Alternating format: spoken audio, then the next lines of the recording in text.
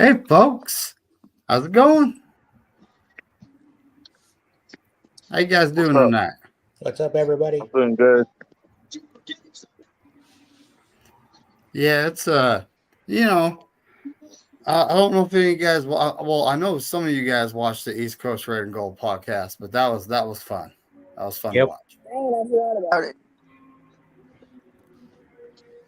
But Gammon showed up, although he's away from his camera right this minute. We'll give him that.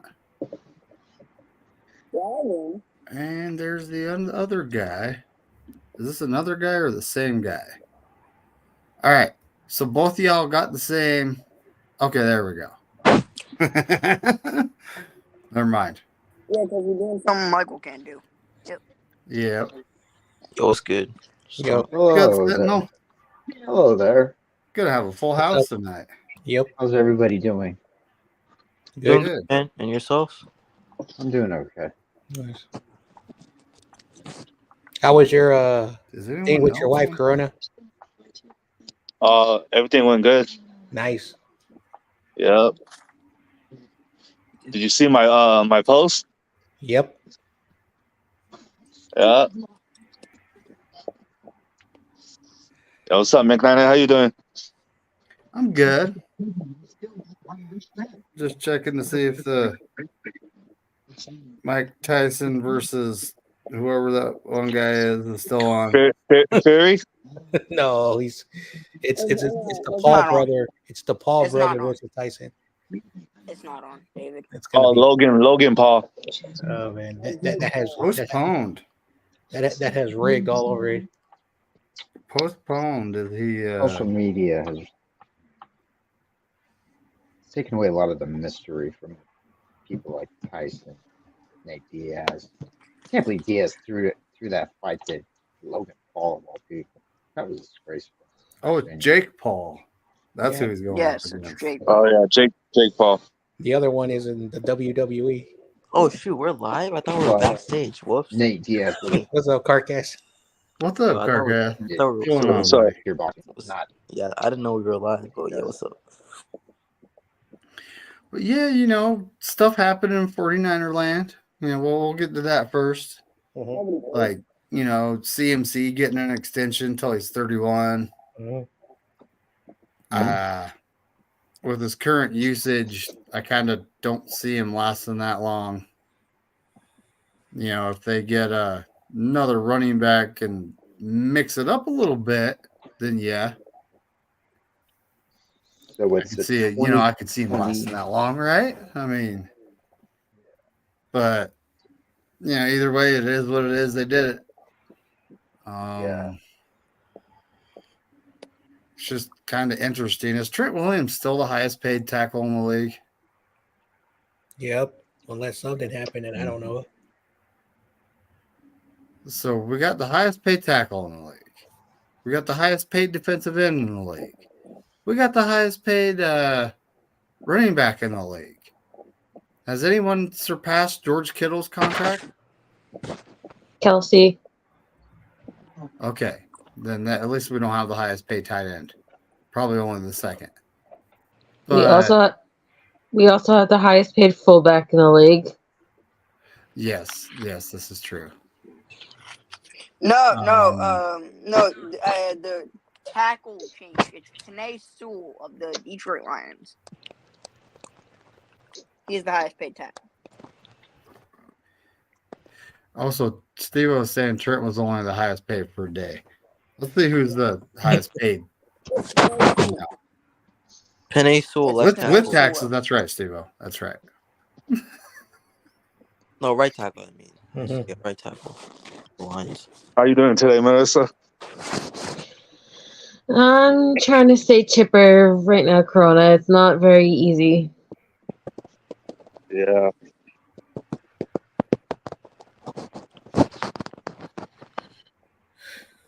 I had a severe panic attack yesterday because my Yorkie here lost another tooth and just gave me really bad flashbacks to last summer where I almost lost both my dogs when they both nearly died. So Dang. it's not been a good day. Yeah, sorry to hear that. Thank you. Yeah, I'm a dog person. Dang. When I I hear remember when my dog passed away. I was sad for like 2 weeks. I yep, didn't even come out of my room for like 2 weeks. yep. Sorry for your It's loss, been Pomona. it's been a while, a lot longer than that for me. But when you have a puppy and he's 6 months and he just suddenly passes away in the middle of the night, it's a strange situation. Damn, that sucks. That's Yeah, you wake Planned up on, and dude. I've had now. A lot of people don't like pit bulls. I do. Okay, I've had two. I do too. Both of them passed away of natural causes, old age. They were both 15. Oh wow. So I planned on having this feller for a long time, and just in the middle of the night, I heard a Yeah, little bit of a that bark. sucks when I went in to check on him. Maybe you need to go outside. He's just bent on being a good boy. He's very trainable, very trainable. I mean, this dog was freaking smart, and I heard a little bark, and then I go in there, and it's like I'm looking at him like, what in the, like his eyes are open, he's not breathing. So I checked everything, and it was just crazy, Had a heart condition though, is what. Because I took him to the vet and said, "What is up with this dude? Like, you checked him out, you gave him his shots, you said there was nothing wrong with him, and that they said that it was a heart condition that they didn't catch." oh damn. It was that's I really gotta been. get to the doctor. I'm trying to think. I didn't even know dogs could get heart attacks. Yeah. Oh, I don't know if it was a heart attack or that's probably what it ended up being. But yeah, we all, all animals, buddy, all animals. Yeah, I didn't know that. and anything that's anything that is a living thing can have the same thing that humans have, any type of health issues. It's just that they don't document it on animals for some reason. Yeah. That's a good one. I didn't know that. That's pretty sad when you wake There up you go. and your pet. I don't want to talk about it. There we go. So the Penny Sewell is the top paid offensive tackle. Texans Laramie Tunzel. Giants Andrew Thomas. Is he still there? Yeah, he just can't stay healthy. So Williams. Yeah, Trent Oh, yeah. Williams, $23 million. That's still expensive. Yeah, hell yeah. I wish I had $23 million. But silver lining. Yeah, me too. Silver lining. He's ahead of an Eagles player, so that's a silver lining. Yeah, Is there an there's three Eagles player? Oh, there is. If I had 23 million. Wait a minute. There's 3 Eagles players in the top 9. That doesn't mean nothing, though. We're not talking about. We're looking at the list that you put up there. Bradbury's one of them. Yo. Yeah, what's up, Stan-in-law? How you doing today? Doing good. How about yourself, Daddy? I'm just stay cool, man. Doing good, man. It's blessed. Yeah, It's really there's. hot. Yeah, it's real it hot is out getting here. hot. It's that their summertime stuff. Yep, it's the summertime. I'm gonna be on the field on Saturday and Sunday. I heard it's gonna be like 98 in Paris. Damn. Make sure you drink water. Yes. Now, David Corona, don't drink soda. Yes. No Gatorade. Yep. I drink a lot of Gatorade. I drink a lot of water. Gatorade. Oh no, Just no. water? Water Gatorade is is better sugar. for you. Gatorade is Oh, sugar, okay. and sugar dehydrates you. Yes. But Yeah, you when wanna I drink just Gatorade, water. it gets me like juiced up. It gets me like all the going. electrolytes. I know You I need to get drink a Gatorade lot of Zero. water. What you do is you get Delicious, Gatorade Zero, so you get all of the all the Yeah, I don't like Gatorade Zero. That's hydro. nasty. There's no Oh, sugar. man. One. Powerade Yeah, I Zero. don't like it. I know that. I know they suck. but you got Yeah, I don't like it. At number 6, Eagles offensive lineman Landon Dickerson is getting $21 million. Number 7, Falcons offensive lineman Chris Lindstrom getting $20.5 million. I seen you on at number minutes. eight, So at number 8, it's a Bills offensive lineman Deion Dawkins with $20.02 million. At number 9, it's the Eagles offensive lineman Lane Johnson, who's getting $20 million. All tied for 9 at 9. Colts offensive lineman Quentin Nelson. Also, Chiefs offensive lineman Jawan Taylor, $20 million. All-star merchant. Also, Panthers offensive lineman Robert Hunt.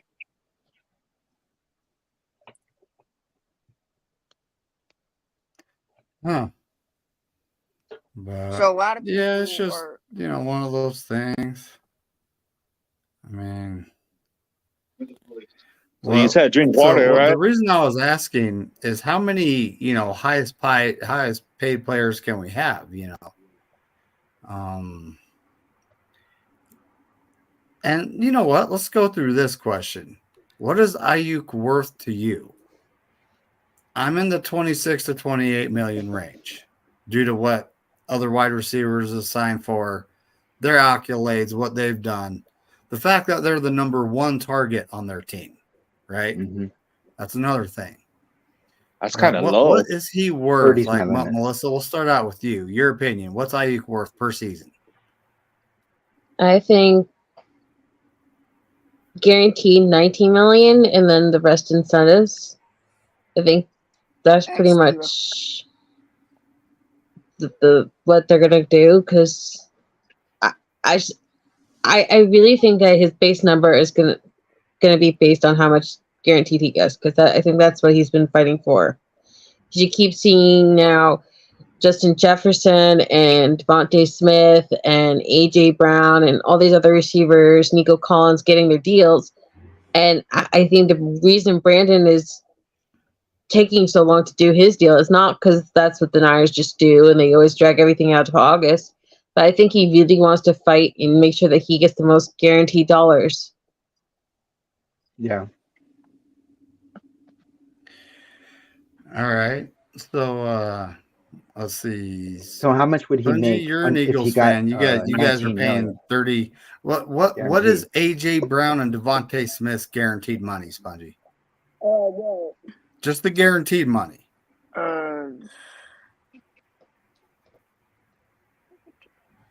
One second. I know Devontae Smith. 1 second. Because I mean, if you're talking like Armand St. Brown, that guy, he signed a $30 million a year. April. That's with incentives and everything. Jalen Waddle In got the April. bag. He's not even the number 1 on his team. So Yes. Devontae I honestly think that's a comparison to what I can get. But Armand St. Brown, 2-time Pro Bowler, first team All Pro. He is the number 1 target in Detroit, and I think he got 76 million guaranteed. In April, Man, that's a lot. Devontae Smith signed a 3-year contract extension with the Eagles worth $75 million, including $51 million guaranteed. Okay. So he got 51 million guaranteed. Let me tell you right now. I'll get you AJ Brown. That's over 3 years. So that would be like if he was signing a 4-year contract, that would put him in the mid-60s guaranteed. AJ Brown signs a 3-year, $96 million extension with the Philadelphia Eagles with $84 million guaranteed. God dang. Damn, that's a lot.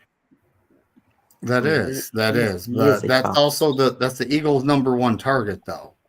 Yeah, and, exactly. Justin Jefferson, he's a 3-time Pro Bowler. He's got a first team All Pro. He's been their number 1 target since he moved, since he went there. Armand St. Brown is the Lions' number 1 target. Waddle's not. And that's interesting, like his contract. But David, you gotta understand that. So Tyreek Hill's contract is gonna be up soon, and he said after his contract he's retiring. So they really need to get the stability at the wide receiver. Ooh, so that's retiring, huh? So I think that's why they paid Waddle what they paid him, because I mean, Waddle could be a wide receiver 1, And he's gonna be the wide receiver one in that offense in the very bright future, in the very near Because future. that is a pass heavy offense, so he's going to be getting the targets and the looks and stuff. So it's not. But with my Who wants to answer some Eagles trivia questions? Because you guys always ask. Dang. He got Yeah, 76 million guaranteed. I got an Eagle. I'll do that once you get James Eagle Bunbury off question. your team. But go ahead.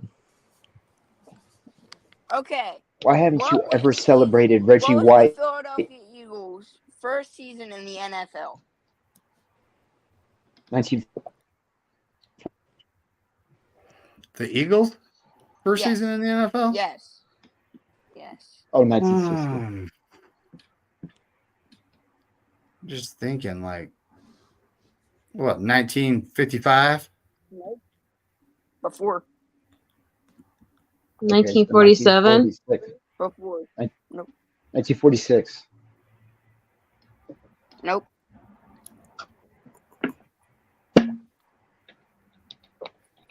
Well, No, 50, 50, 1946. 55.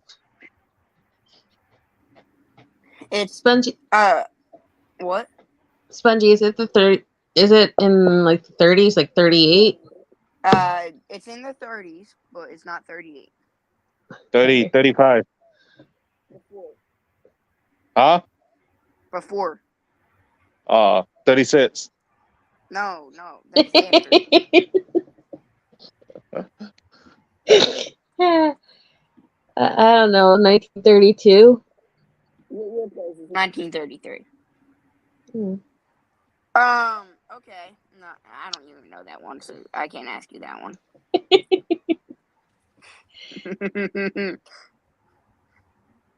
I think I give AB. This is a good question. The Philadelphia Eagles franchise began their NFL membership with what team name? Oh, I know this one. Oh, it's going to drive me crazy because they released it with the Giants gear this year because it was the Giants white are and celebrating red? their 100th anniversary, so they sent these like big commemorative boxes to all the season ticket holders, and they made a reproduction of the 4 giant rings and then the first Giants ticket ever sold, The yellow jacket. which was against Philly, and I Not think the it's Yellow the Jackets. Rocketeers. The No, yellow it's actually jackets. I said it. no, that's false. It is the Philadelphia Eagles. That's what No. that's the name they started off. No, That's what- Spongy. It was something else. No. That's what the trivia thing says. So that's It's what wrong. The trivia It's thing wrong. says. It's I don't wrong. care Never what the wrong. trivia thing says, because that's wrong. I thought it was wrong too. I thought it was the Yellow Jackets, but yeah. Well, to be completely honest, does anyone here want to talk about the Eagles? Because I don't. Nah, not really. Either. This is a Niner channel, Okay. like Corey Davis says, who right? gives a damn about the Eagles? Yeah, like Korey says, because shout out to Korey. We're honoring him on this great trivia show. This is a Yep. 49er stream. An Eagles single game rushing record with 205 yards. Hey, Spongy. This is funny. Yes. Okay, whatever. So, that's pretty much all the news out of Niner land. CMC got extended. Juwan Jennings. Mm-hmm. Oh, David McNiner, you should know this one. In 2000, the Eagles selected this defensive end who left training camp before the first preseason game to pursue a musical career. What? You know who that is? We don't care, Spongy.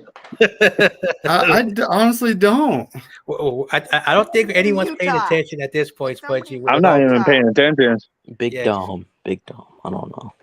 Hey, Big Dom. McNiner, I think I'll give AB. I'll give him like 25 million guarantee. Who's AB? Brian Ayuk. BA. He meant BA. BA. Oh, I thought you Yeah, were talking about BA. Antonio. I thought you were talking about Antonio Brown. No, hell no. I give him like I knew 25 what he meant. guarantee. I give him like probably like 30 $35 million. That's what I would. Nah, I wouldn't even be touching the 30s with Ayuk. I don't think he's there yet. I mean, maybe, No, but nah. he's I'd still probably working. He's working out by himself. I go 25 to 28. 28 max for me. 28 max. Yeah, I think that's good too.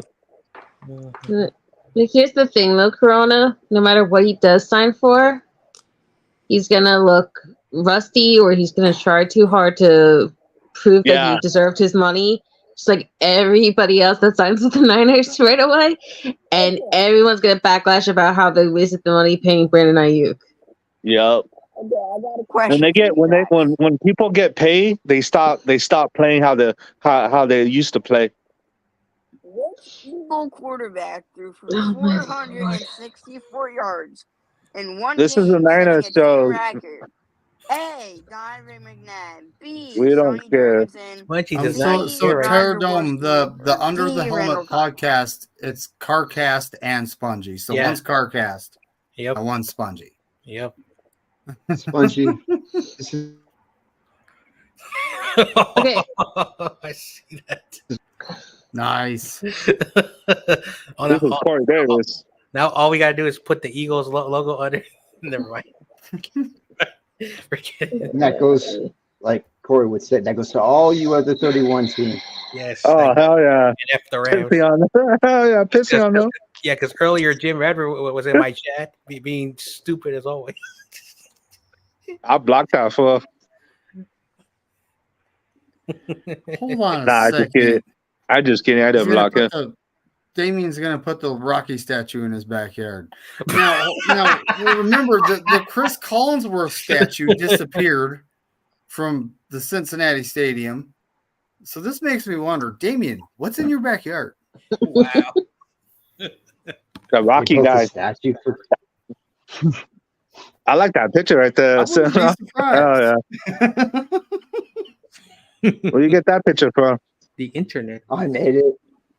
Oh, Oh hell yeah! Whoop-de-doo. CarCast. Playing. Rippy What there. a podcast and Spongy go, wait, hold on. Finals. Yeah. Yell at each other if they hate each other. You should put all 31 teams right there. You're pissing on them. Yeah. Yeah, that's the next. Oh, that's fucked up, David. That's the next. That's the remaster. It's gonna be the remaster. Okay, hell yeah. Pissing on James Radbury. Yeah, I see that. All right. Let's see. Oh, what's up, Beto? What up, Pterodome? What's up, Pterodome? What's up, Beto? Yo, Yeah, we got Beto. Mm-hmm. Got Damien Lee. We got Steve-O. We got Darvin. Oh, we got Levi. Damien. We got Levi. Yeah, Levi. My bad. What's up, Pterodome? So, does anyone else think that Logan Thomas was brought in because Cameron Latu is going to be a bust? Whether it's due to injuries or he's just not picking up the offense? No, Kyle doesn't have much faith in young players. And well, he's been on the team for What's up, Jess? How you doing? what is this, a lot? Well, Nice this is earlier. his second year on the team. So it's not like Last year he was on injured Yeah. reserve because of a knee injury, and he had to have an operation. And they're not being very specific about the knee injury itself, right? So we don't know what the knee injury is. he's a good blocker. But Receiver. I don't know. so East Coast Red and Gold podcast. Everyone go subscribe. He just She's great. They had a actually really fun to watch show tonight. Kenny. Yeah, that was. I was laughing. I was laughing hard when I was watching that. I was Right. dying. I'm getting my card soon from Mariah, so that's cool. Oh, she had a call-in show the other day. I didn't see it for some reason. Yeah, Melissa was there. That's cool. I'll check it out later. she asked me to come on because she said like a bunch of people kept asking for a call in show and then nobody wanted to come on. So I'm gonna get a Jair I Brown. kind of came late. Gonna get a Jair Brown, Deshaun She Gibson. said she's doing one like next week sometime. that's cool. That's cool. Hey, Spongy, I looked up this old newspaper from the Giants and the Yellow Jackets, and Yeah. it says Giants sting Yellow Jackets 32-0. So, is there like a chance at all that you guys get blown out and go scoreless against the Giants this year? God damn, you got blown out back in the Great Depression days. Okay, and I wasn't alive, so That must be depressing. That's crazy. All right. Get Pat McAfee off my screen. What did you win, Carcast? What card? Jair Brown and Deshaun Gibson, the two safeties, bro. Let's go. Oh, hell speak of Jair Brown. Nice. Spongy, what are you going to say about Jair Brown? Michael doesn't know who that is. Michael's an idiot, bro. Fuck Michael. Here you go, talking about Michael again, Spongy. Hey, let's not talk about Michael now. Michael is All right. different. Mhm. All right. He's I actually unique. have a bet going with Michael. Does anyone want to hear it? Oh, Yeah, No, we already I got know a bet too. Because the Niners and the Bears obviously play this year. So the loser gets to make an 8-minute video on why the other team is better. Oh, hell yeah. I like my chances. Okay. It's a home game. I like my chances. Michael ain't You want doing to? it. You want to hear my You should bet? have like a pie to the face bet. Pie to the face. My bet is he think Caleb Williams gonna have more touchdowns than Brock Purdy. That's stupid. Now most you're dumbest gonna bet. win that because I don't see a rookie. having Wait, more Yeah. do you mean like touchdowns than- in the game itself, Corona, or like All the overall the game- whole year? The whole the whole year. You No, know who the else? whole You know who season. else? You know who else? Brock Purdy's gonna surpass in touchdowns this year. Jalen Hurts. Don't even say Okay. it. Yeah. That's true. That's another $20 in my pocket.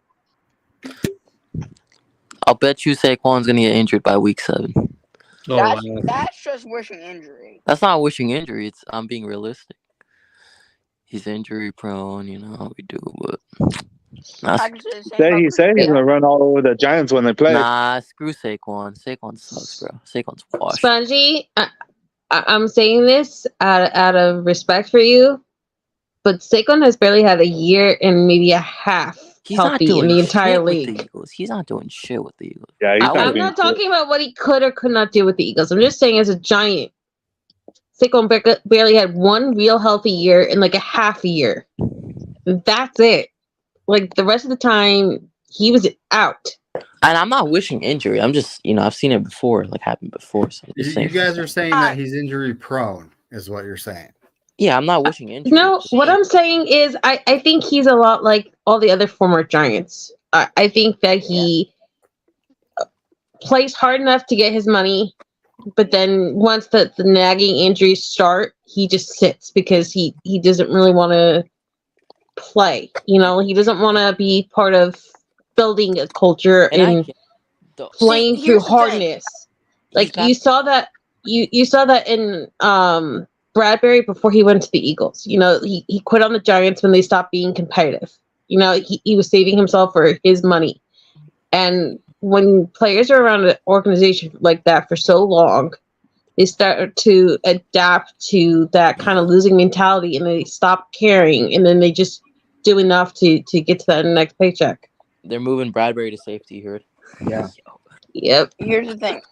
I have 2 things. Luckily, we to say didn't on have Saquon. that same problem with running backs. See, I have 2 things to say Ours about sucks through Saquon. thick and thin. I am not at all comparing him to Christian McCaffrey. But look at what CMC was before. Oh, don't even compare that. No. I'm not Even prime Cyclone versus prime Whoa. CMC. Okay, You but have to be high. I just don't. You I high don't on think that nice Saquon's Philadelphia bad. crack. I don't think Saquon's bad. He just doesn't seem like he has the same explosiveness and Okay. hitting. He's hitting the Sponge- ball. I'm not Spongy. comparing the 2. I literally said that. I'm not comparing the 2. I'm not comparing them But you either. just did. No, I But know you just did by introducing their You names. gotta look at what Christian McCaffrey was before he came to the 49ers. Christian McCaffrey's way better than Personally, you can call me whatever. I would have kept a younger, healthier Swift, in my opinion. But go ahead. Christian Okay. McCaffrey's way better than him. Can, Know that. Can Can I He's add my not 2 saying that. cents He's real not quick? saying that. He's not saying that, David. He's just Oh, saying. I know. Go ahead. CMC is way I know. better. I know. Rudy is. Rudy's stupid, bro. Oh, Fuck Rudy. Rudy's Okay. just stupid. He said that Kyrie is better than CMC. Spongy, I think I think I know where you're going with this. The Giants' offense revolved around Saquon. If there was no Saquon, there was no Giants' offense. Kind of like it was for Christian with the Panthers right before he became a Niner.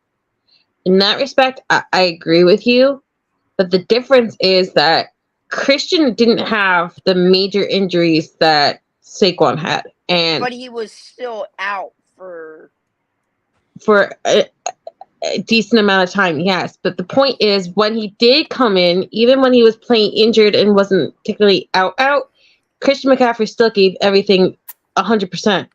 What's up, bro? Saquon Barkley does not always give 100%, and the difference Gannon? in their play is that Christian will hit a hole no matter what.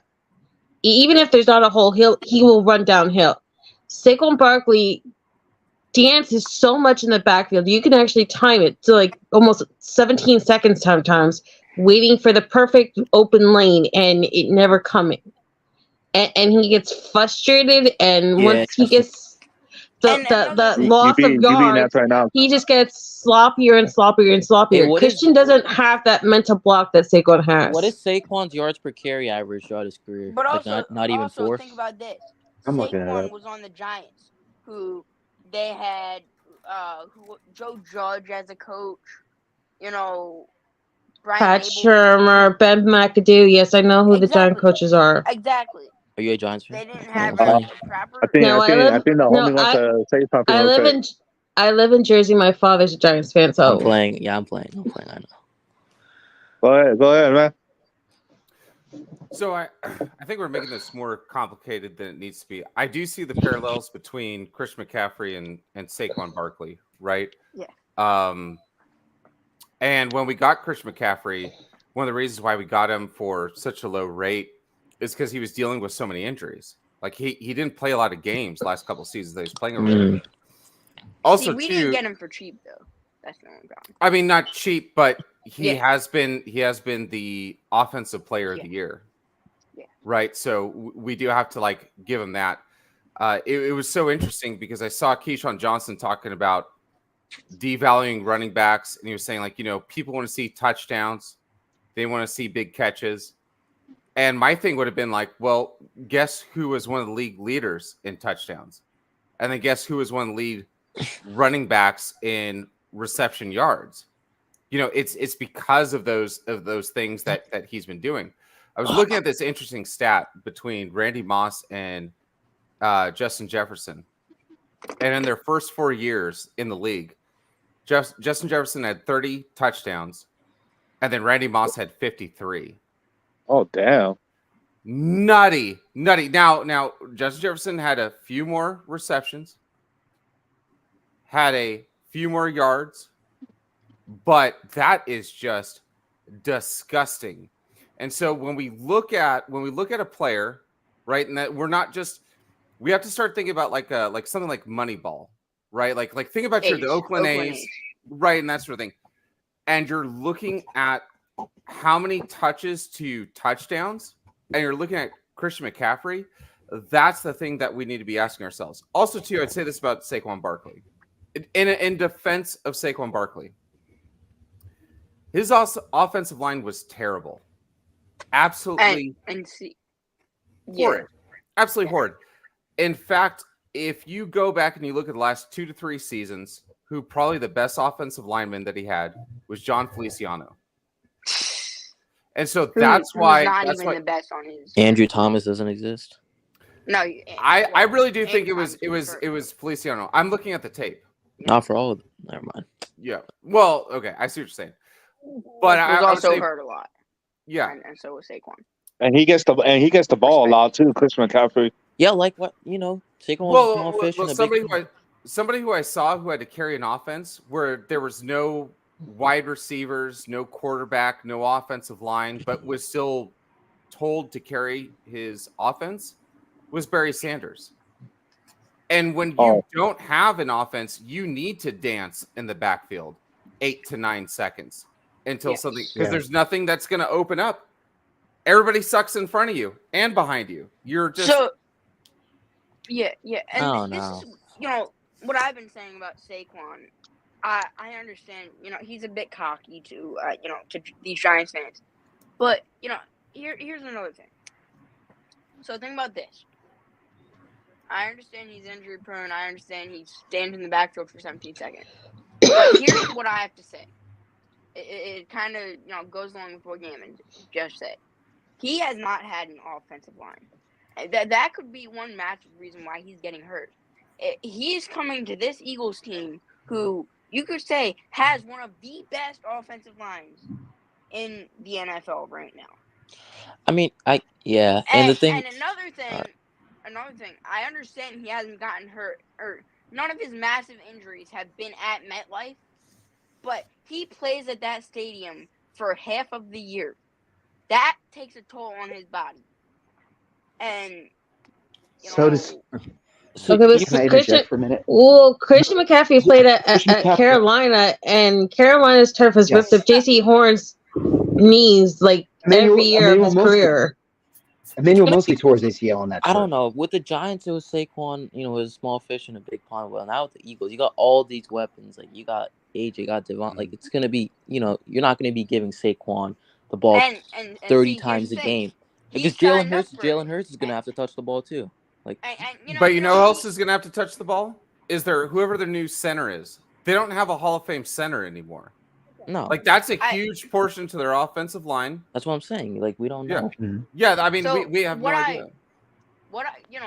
Really, what I want to say about our offensive line, I understand. Jason Kelsey's gone. That is a big thing. Okay. Huge. Losing a Hall of Famer is huge. Yeah, yes, it is.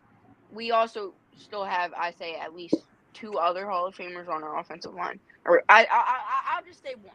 Okay. I see where you're coming from, but I can't see it. But I can't believe it until I see it. So let him finish. Exactly. Let him finish. I know. But we didn't put this brand new guy in at center. That's the thing. So we had this guy sitting behind Kelsey for 2 or 3 years. So this was the guy when Kelsey was supposed to retire a few years ago. Kelsey came into that draft saying, "Let's draft a center. This guy's going to be my replacement." Sure. And next year, or the year after. Mm-hmm. So, we drafted Cam Jurgens, who played right guard last year, and he was a All-Pro reserve. And in the Eagles, there was a press conference earlier with a bunch of the players, right? And it was Jordan. It was Jordan Mailata who said, "Hey, Cam Jurgens was not a right guard. He wasn't. Right. And he played his butt off. Right. So we got to see what he does at center, which is his natural position. And he sat behind Kelsey for 2 years. Okay. Two or three, whatever. That's. I'm not gonna have my hopes up, but it's definitely something you got to think about. Like you could have worse. I get. Where I want to say this. You could have Matt Hennessy. Yeah, I get where you're from. And everybody here in this channel loves Hennessy. But I do want to ask you this one thing. Okay, you're too young to get that joke. But what I do want to say this is, here's the difference between a Hall of Famer and a fringe Pro Bowler. Okay, I remember the 49ers. We had Terrell Owens and Jerry Rice as our wide receivers. I wasn't upset about getting Crabtree. But there is no existence in this entire God's green earth that I would put Crabtree in the same realm as Owens and Jerry Rice. The center that you guys just lost made it. You guys weren't playing 1st and 10. You guys were playing 1st and 8. Here's the question I'd ask you: the center that you have right now. Is the brotherly love, the tush push, right? Do you get an automatic 2 yards every single time? Is that something where your coach just goes, you know what? It's 4th and 2. Why not? Let's riverboat Ron, because this guy has been a veteran. Is it a scheme thing or is it a skill thing? I think It's really, they're gonna lose yards. you know, and here's another thing. If, you know, first off, I gotta say this. This might come off as biased. Whatever. We have the best offensive line coach in the whole I agree, NFL. David. And Jesus. oh my god. Stop. Jesus. The only reason I'd say we the have only reason our offensive line was able to maintain itself in 2020 through 2021 was because we replaced one Hall of Fame left tackle with another Hall of Fame left tackle. That's the only way to do it. I agree Maintain with it. you. I agree with you, Sentinel. Can we let the young man? I gave him a good little thing. I want to see his pushback. I completely agree with Understand. that. If you want a Hall of Famer, you kind of, if you have a Hall of Famer, replace it with another Hall of Famer. Sometimes you can't always do that. And you can't really doubt these young guys who, you don't know what they can do at the position they're drafted for. And really, sitting behind a Hall of Fame veteran could really help. Right. Yeah, that's something, you never know. No, that makes sense. The only thing with me, I just want to see Cam Jerk step on the field. I'm not having my hopes up. I'm not saying he is Jason Kelce or any of that stuff. I take Jason Kelce back in a heartbeat. If that's any I less, think then anyone. never mind. I think anyone would and but it's also we early this year during the offseason, people were saying that Matt Hennessy could be our center. So You think he'd be an offense coach? I think once Stoutland is done and he's retired, that will be Jason Kelce's position. And he still got veterans on that old line, guys like Lane Johnson and Mylata. And Hey. I listened to we were our media was interviewing a lot of players over there. So really, Kelce kept a standard for this offensive line. Correct. And we like the guys like Jordan Mailata, Landon Dickerson, and Lane Johnson are holding it up. Like Mailata got interviewed earlier. He said, Kelce's still here every day. He's technically a coach who's not signed. Right. So, and you see another guy, Fletcher Cox, he's coming in. So, but he's not on the offensive line, though. He's not on the offensive line. What I'm saying is, these Hall of Famers are still coming to help these young guys, and it could really help in the future. Okay. You do realize, though, Spongy, that's going to stop very soon because Jason Kelce has to start preparing for his actual job, which is going to be doing Monday Night Football. I understand that, and also soon, he's going to be a great broadcaster. But if he, once Stoutland retires, like I said, it's either going to be him or Lane Johnson. Or if we have an understudy, I don't know. So let me ask you this question. What do you think are some of the top 3 most important things that a center does? Well, everything. Snap the ball on time. That's one thing. But you gotta have you gotta know your quarterback.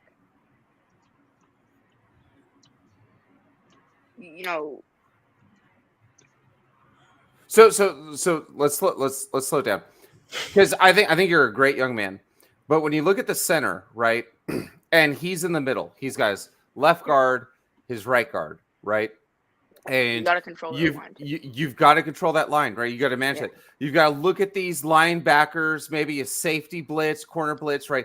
You got to be looking at all these things, know this play, and you got to communicate, right? You got to communicate all these things to the left of you, to the right of you, right? These are problems that the 49ers had for a while, and that's why we're okay with Brendel, even though he's kind of soft, but he's smart. CG isn't.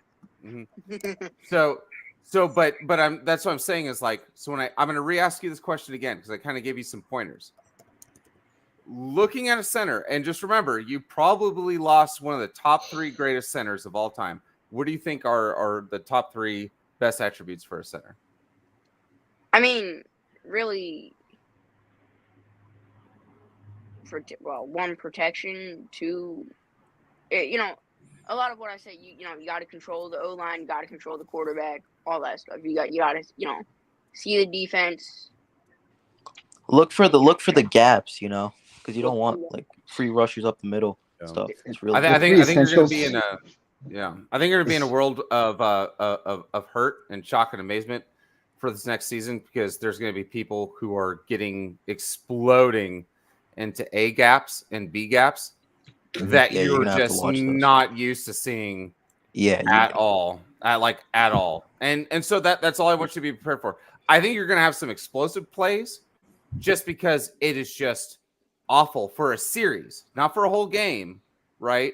But for a series, there's going to be a time where the defense is going to be looking like they're wearing, like, they're going to have two left feet dancing around trying to cover Saquon Barkley and your quarterback.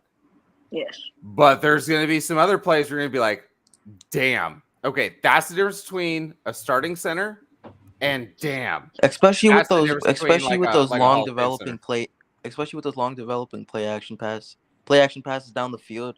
You know, guys with like AJ, Yeah. Devon, like, you know, you're gonna have to hold up, you know, and give Hurts time to, you know, find them and throw the ball. Like, it's as wild. It's as wild as me saying whoever we drafted as like a tackle this year, and then when Trent Williams retires next year, and me going like, well, you know what? They've had some experience, a few years in the system. It'll all be okay. Like, there's no way that it'll work. Yeah. How good is Cam Jurgens at pulling? Are we doing the trivia tonight? He was a good pulling center. Listen, I just wanted to add something to this. I was thinking about what you were saying, Gammon, about the three essential things a center needs to have to do his job, and I kind of broke it down into just the timing, rhythm, and vision. The timing with everything, the rhythm with the. I feel like the footwork. I like it. Center. I like it. And more the field vision. More footwork. Footwork timing is for a center is super important. Is part of the footwork. Timing is part of the footwork. It's like when you play the drums. I always feel like communication. Communication should be one of the top three. Well, communication definitely. is very. I mean, yeah, for sure. And I'm not gonna 4. put high hopes on a rookie either, but we also drafted a center in the late 6th or 7th round. But see, and it's funny. I was telling this to Levi. This is a weird way of saying this, but I saw this thing. One of not a beat writer, some writer posted it. He says, "Oh, this guy is one of the ugliest people in this class." Talking about looks. They said the same thing about Kelsey, and I just found that funny. How we ended up drafting that guy, and he's the backup center in this system. Mm-hmm. Yeah, man. I'm just saying. So you have to remember, one of the biggest things that I said, and one of the biggest failings of the 49ers offensive line is that, and everybody, and I couldn't pound the table. I'm not a loud enough voice. I don't have enough viewers. I don't do this really. I just come in here and I talk and I speak my piece. But one of the things I was saying was like, everyone was so obsessed about the right tackle or the right guard. And I was just like, when we look at the tape, Brendel is getting blown up all the time. His PFF grade is better than his tape grade. And if we just had like a better center, it'd be incredible. Like someone who can just pull from that spot or just dominate an Aaron Donald or something like that. But because of Jimmy Garoppolo's quick release or Brock Purdy's quick release, it inflated his stats, aka his value. We 49ers fans, we were spoiled for a while. We went from Montana to Young. We went from Rice to Owens. And then even now through this current administration, we went through like quite a few centers, and Brendel has kind of been the second best one, and that hasn't been very good. And the center, I majorly disagree with you. Okay. Weston Richburg by far was the best center that we had, Which one? and Weston Richburg. And I hate saying that because I don't trust giant players, and I said he was like the second all best. giant. I Yeah, said- and then the second best, I would actually put it as Mac. Alex Mack. I didn't count. Who else do we Richburg- have at center? Ben Garland, Alex Mack. Yeah, I didn't count Richburg only because of his injuries and then his contract. The contract that we gave him, and then his actual production. I on the scales right now, if we want to say like the times that he was healthy and he was able to play, it wasn't that bad. But how much we paid him, and then how much he actually played, his production, the two completely different topics right there. Okay, but the point is we're talking about centers, and Weston Richburg was a huge reason why Jimmy Garoppolo made such an improvement between getting hurt in 2018 and 2019 and going to the Super Bowl. And he was majority healthy that year. And if we're going to complain about money wasted on a player and players not living up to their contracts, we all know that we're finally not paying D Ford right now. So, I mean, you have to take it with a grain of salt. And they've been trying to recapture what they had with Weston Richburg with all these different veterans ever since then, and they haven't done it. At the end of the day, you just got to bite the bullet and go with someone young. And that's what Kyle's too afraid to do. Right. And I would say this. The biggest problem was with Richburg was his injury history. Now, when he got injured, who was the person who replaced him? Ben Garland. And then when Garland got hurt, then I forget. There was like two other guys. right. So if our current center gets injured, who's going to replace him? Someone better than Brendel. And that's what I'm trying to say is like somehow we think that someone's going to be better than Brendel. Probably not. We haven't really invested in that position. And then you young man, you're saying like you guys drafted a center in the 6th, 7th round to replace Kelsey. No, like, not to replace Kelsey. To just be like a third stringer backup. Okay. Or either way, but I'm just saying like spoils of war. It doesn't work that way. And I guess I think I did the analogy wrong, but I was trying to say 49ers fans, we were lucky enough to go from Montana to Young. We were lucky enough to go from Rice to Owens. I don't think that you're going to go from Kelsey to Owens or from Kelsey to Young. I just that's not how that's going to work. I look at the Packers It very well might. You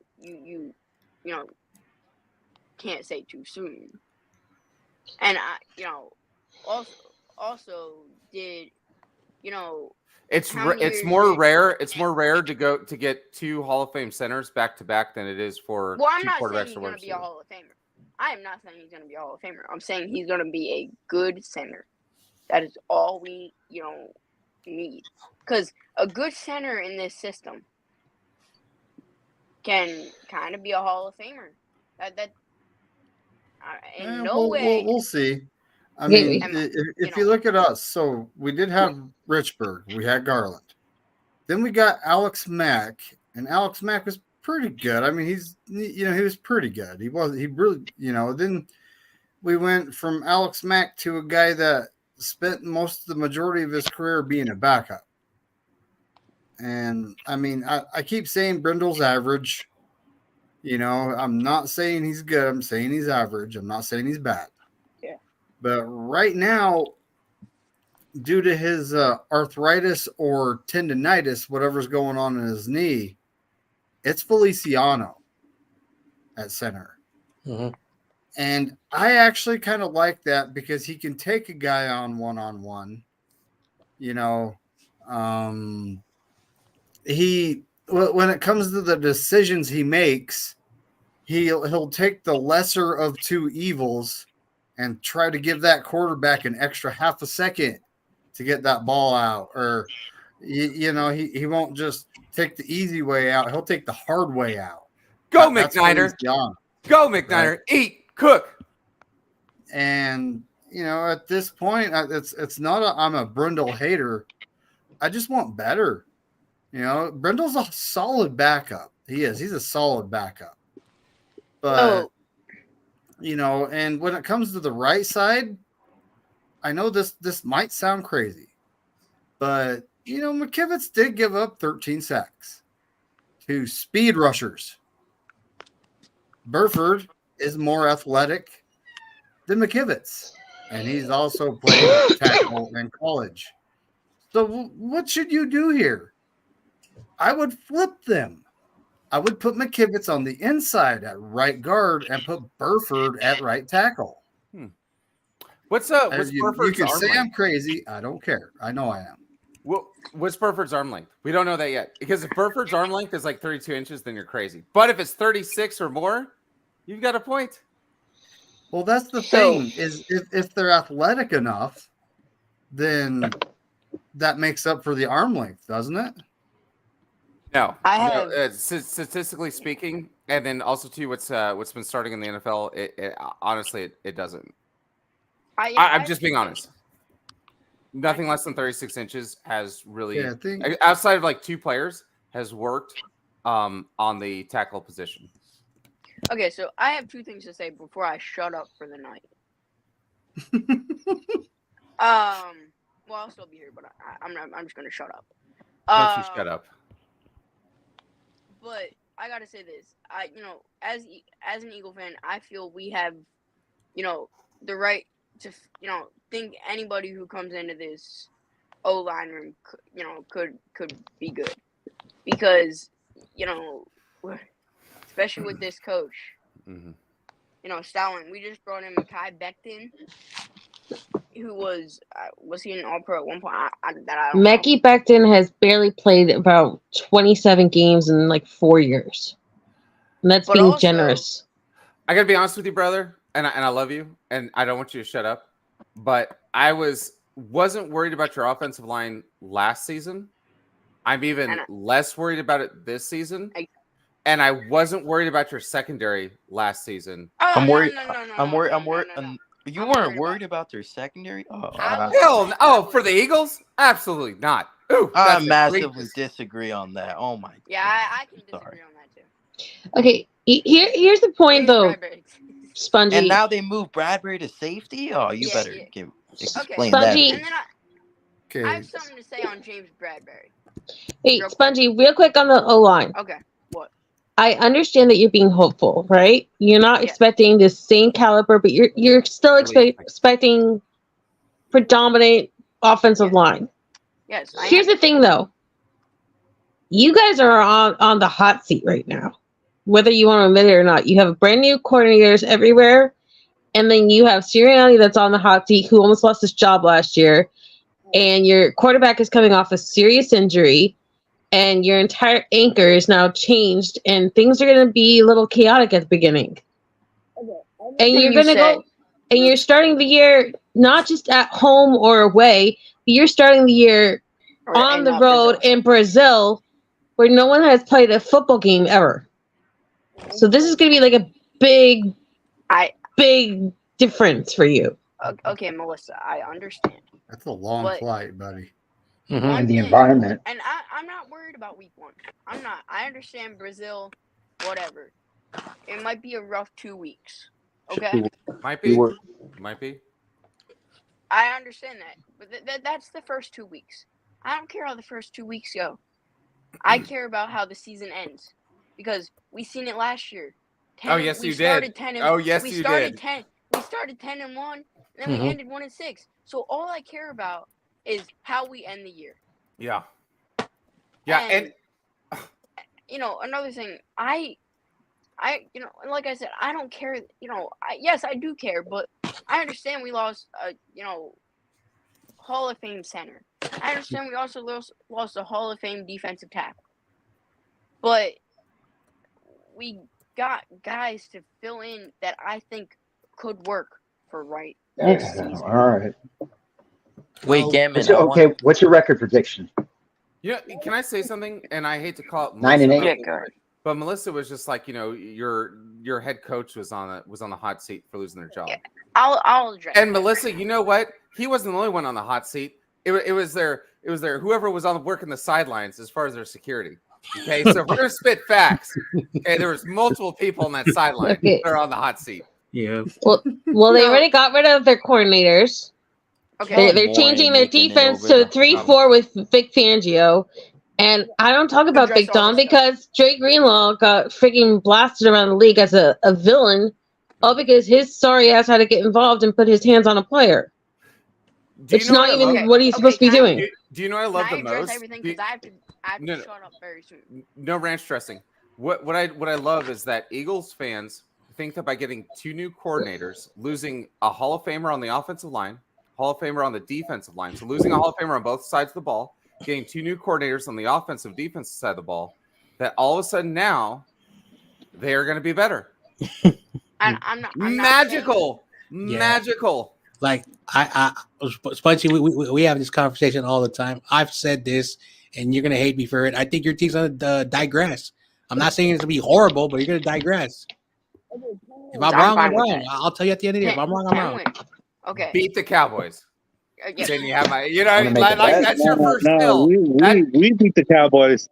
We're a mountain. Beat your hill. You need to win in your division. I can't. Brother, I listen to you. I ask some questions. What's your top 3? I just things want to that- address. Can I just address a few things? Yes, 'Cause absolutely. I'll put soon myself I'm on not. mute. I'm just gonna stop talking. But with our head coach, I understand. I personally like him for his personality. His coaching isn't the best, and I understand this could be his last year. I understand that. Okay. And You think this is if he does bad, you think this is last year? Yes. yes, I think if we only have 5 wins within the first towards the middle of the season, he'll be gone. But with our coordinators, Mhm. I'm saying only one of them is new, because I think the only one that's new is Kellen Moore. Mm. And what I have to say about Kellen Moore, the Mhm. players have loved him, Mm. especially our wide receivers. Mm. They didn't get to run in the middle of the field last year. Mm. Devontae Smith, he said in a press conference yesterday, Mhm. they feel free. And that's something you gotta love for the time being. It's all right. At the end Kellen of the Moore, day, I understand he doesn't do well in the playoffs. Okay, whatever. Dak He makes the Prescott. He makes the playoffs. So And you can say that the quarterbacks he's had, were chokers. Besides So- Herbert. So So- Jalen Okay, Hurts. but I also want to address. So our defensive coordinator Vic Fangio, he has been here before, and within the past 2 years, He's is been here familiar- before too, but he's not here anymore. No, he was here in 2022. He was a part of the Jonathan Gannon staff. This So is Wasn't he just up in gonna the be booth forever or must be something? what purgatory Yes, he was up in the like. booth. Fucking Tommy. Okay, So his decision is moving Bradbury to safety. I mean, Spongy, I understand that he's not new to this current amount of players, but what he's implementing is brand new for this team. They're going from 4-3 to 3-4, oh, shit. and Hassan We Reddick, talk- I for was gonna all his address that. faults, I was gonna address but y'all just cut me was off. like I the was gonna lifeblood address of your defense. I was gonna address it, but whatever. Okay. Well, so here's the thing, Spongy. So, the last couple of years when the 49ers and Eagles have played, right? So I've been on like a Eagles like podcaster channel, and every once in a while he gets put onto your guys' is like local news that's over there in like Philadelphia.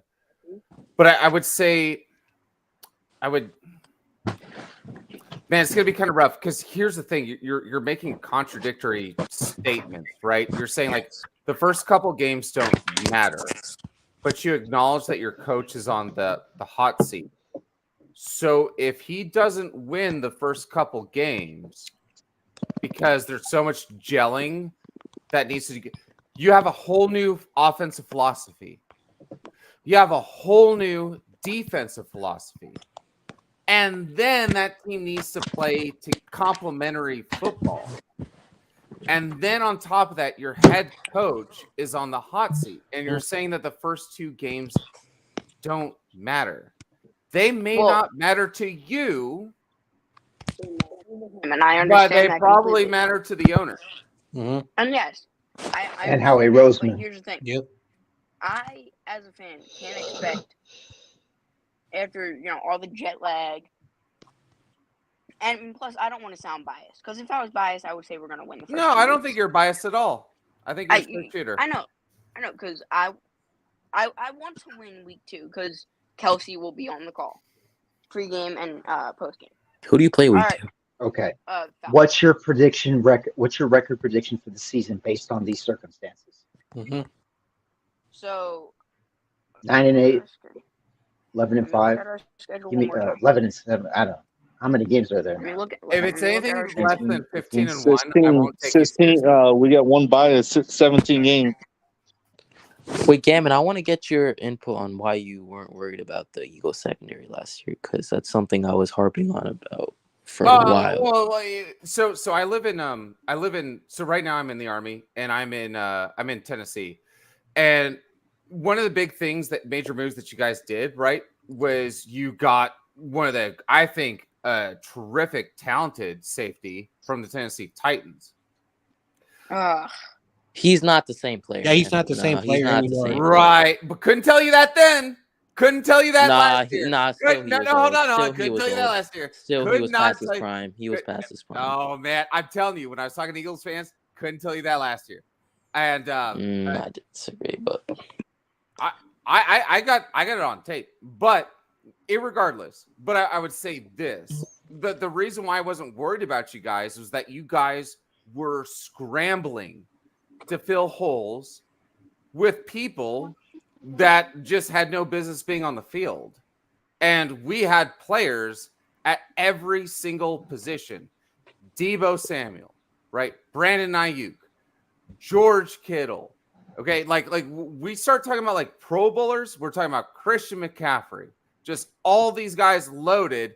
And I was going like, I don't see any linebackers, and I don't see any safeties that are going to cover these guys. And I was like, all it takes is for a quick twitch movement. Most importantly, here's the most important thing. You asked me why. Why was I not afraid of your secondary? Your static defense versus our motion offense was the biggest thing. You weren't going to be able to press and jam our guys. Our guys have so much motion. And you guys were thinking like you guys were just going to annihilate Deebo Samuel. The reason why Deebo Samuel was so confident was because he knew that he was going to get free releases against your team. That's the problem. You guys are playing Madden, thinking that your 96 or 97 overall is then just going to blanket something.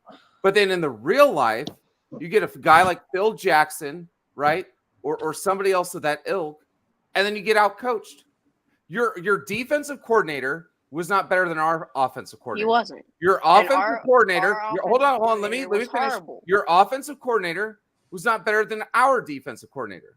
There it is, in a nutshell. And your safety was old, aging, and had no fucking chance of catching our. And so were their corners. Yeah, we lit you guys like a fucking cigar. And that's kind of what cost them in the playoffs. I just spoke myself. It's a boy. After we played you guys. So I have us going at around 12-5 just by looking at the schedule. That is pending injury, and that is pending how the other teams do. I haven't looked at your schedule. I don't know who you guys are playing. So that's Gammon. Look at their schedule. It's rough. Yeah, it's a tough schedule. The whole NFC East has a rough schedule. I think it's going to be a 9-8, 10-7 team winning it. It's going to be the NFC least again. Yeah. Here's the thing. I have a splitting with our division rivals. I have us losing to the Ravens. Mm-hmm. I have us beating the Rams. I have us losing to the Bengals. I have us beating the Browns, which could be a toss-up. That's a loss. That's a loss. I don't think their schedule's that bad. We have the Saints. We're going to beat the Saints. Yeah, that's... Their schedule's not that bad. Mm-hmm. We have the Panthers. We're going to beat the Panthers. I can see 12-5. I can see 12-5, honestly. No. I could. No. Mm. But it's all going to come down to coaching. So like one of the big things was like last season too was I got into it with Seahawks fans and even like 49ers podcasters. And I was telling everybody that we were going to sweep the Seahawks. They had a phenomenal fucking draft last year. Phenomenal fucking draft. but coaching at the end of the day, X's and O's, like it kind of matters. And I was just like, they do the same shit all the time. And we have players with immaculate memory. And when these guys don't have to like study or try that hard to prepare, we are going to just wax you guys because our guys are going to try to sprinkle some shit in. So the thing is, I'm looking at your guys' like new coordinators that you picked up. I think they're decent. I think they're like a cut above, but I don't see like, oh my God, that guy's going to be, they just hired a new head coach on defense and they hired a new head coach on offense. Right. So like I good on you. And I'm looking at your schedule. People are saying your guys' schedule is just brutal. You've got a couple tough, honestly, doesn't look that fucking bad. The Packers, hold on. The Packers are a playoff team. Mm-hmm. They're gonna get They got better. They almost beat us at home. Yeah. Okay. Right? All right. Let's go The through every team. Falcons, they're an improving Falcons. team. I mean, I don't think That's a I don't lot. think the Falcons are gonna win this. Yeah. Saints ain't gonna win. Saints. That's Buccaneers. Oh no, not the Buccaneers. Okay. Well, two I things think real the quick. Eagles are gonna lose to the Browns, the Packers. They're Not splitting the their Giants, division. not the Commanders. Like Well- That's 5 because they're They're splitting their just division. one. Right? Wait. their division is trash. Yep. Okay. Eagles usually have one loss to begin the year, whether they go on a hot streak or not. Okay. And it's always to some garbage team that you don't think they're going to lose to. Last year, it was the Jets when they had Zach Wilson and they just That was dominated week the 6. Eagles. That was week 6. Okay. But you've had other games like that, is my point. Okay. So you can't just brush aside the NFC South and be like, well, those are all just wins, easy. Okay. And Melissa, you want I'm to. saying. Melissa, it's not about that, okay? Because I've seen the Packers fan base when they have like a 12-5 season or a 12-4 season or a 13-3 season, and then they think that they're more than what they're not. And that was the one thing I remember. Like the Packers, they were what I don't know if you guys remember this, but like the Packers had like a 13-3 season or some shit, right? And they were thumping their chest like they were the exact same as every single team that had a 13-3 season. And we were gracefully trying to tell them that the opposition that they played, like they're not an actual 13-3 team. Like they were set up for failure due to their season. Now they're in the playoffs. When their soft fake 13-3 team goes up against our 13-3 team, they're gonna get waxed. So I do honestly see the Eagles. They could be theoretically 12-5. What I'm trying to let you know is that there needs to be an asterisk next to that 12-5 season because they're going to go up against a team that earned their 12-5 the dirty way, the hard way, and they're not going to like that in the playoffs. Yep. Like And I'll tell you this. The Cowboys were a really good team, had a phenomenal record, and they went against the Packers and got their shit shellacked. Because for whatever the reason, in the last 3 years, they cannot be a team with a winning record. Yes. The only team that they've been with a winning record were the Eagles. So you put that together, that says Now, let me put this another way. If the Packers finish the season 12-5, and then you guys finish the season 12-5, and you guys play in the first round of the playoffs, I have the Packers by 14. Yep. Great I job. got the Packers too. Great job with the record, but that doesn't, you know what I mean? Doesn't mean nothing. I know, and every year is different because teams get better. Yeah. Even though like people are still gonna think the Panthers are gonna be what they were, they did beat 2 teams that they were supposed to, and so anything can happen in the NFL. That's why, as a guy who loves my team, every time I watch the game, I'm never confident until I say 0-0 and we have more points. So I'm always I'm the same way. I never ever and the same thing when it comes to Philadelphia. You may be optimist, Spongy, but again, your division is what it is. But again, the teams are in your division got a bit better, and you are playing teams that got better. The South may still be the South, but at the end of the day, you never know what can happen. So that's why I'm saying, real quick. Yeah, Can go I ahead. say something real quick? I also got to say this. There has never been a repeat champion in this division. It's not going to be the Cowboys. It's always split.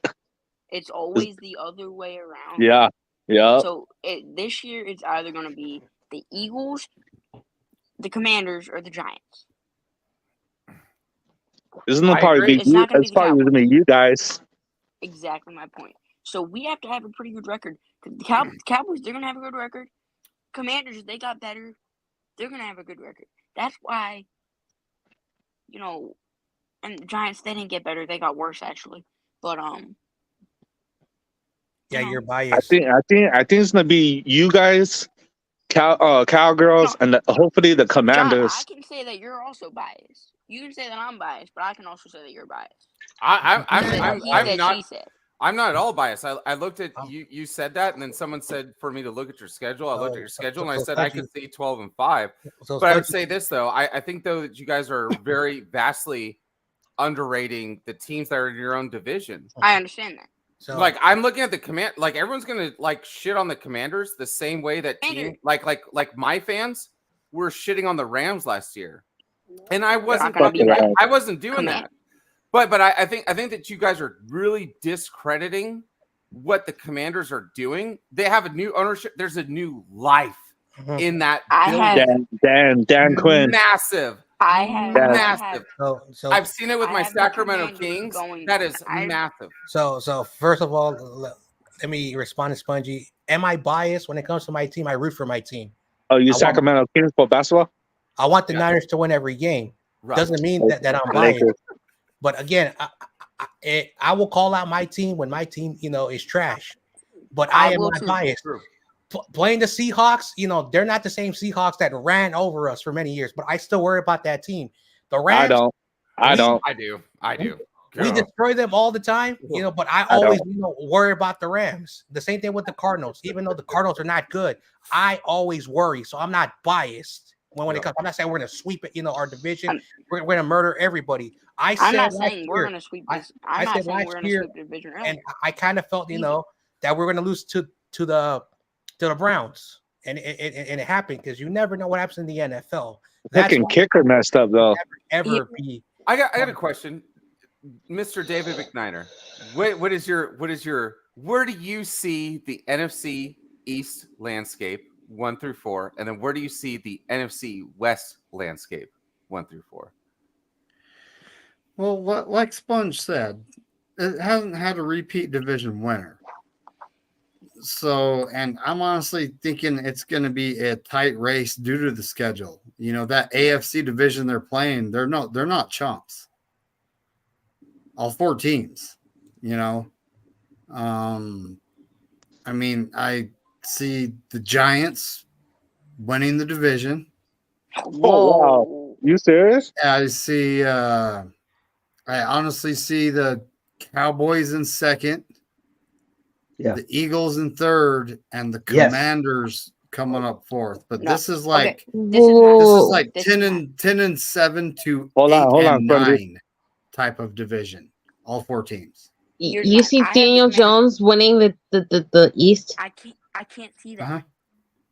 Okay, that's crazy. If my team isn't going to win the division, if my team isn't going to win the division, I have the Commanders winning the division.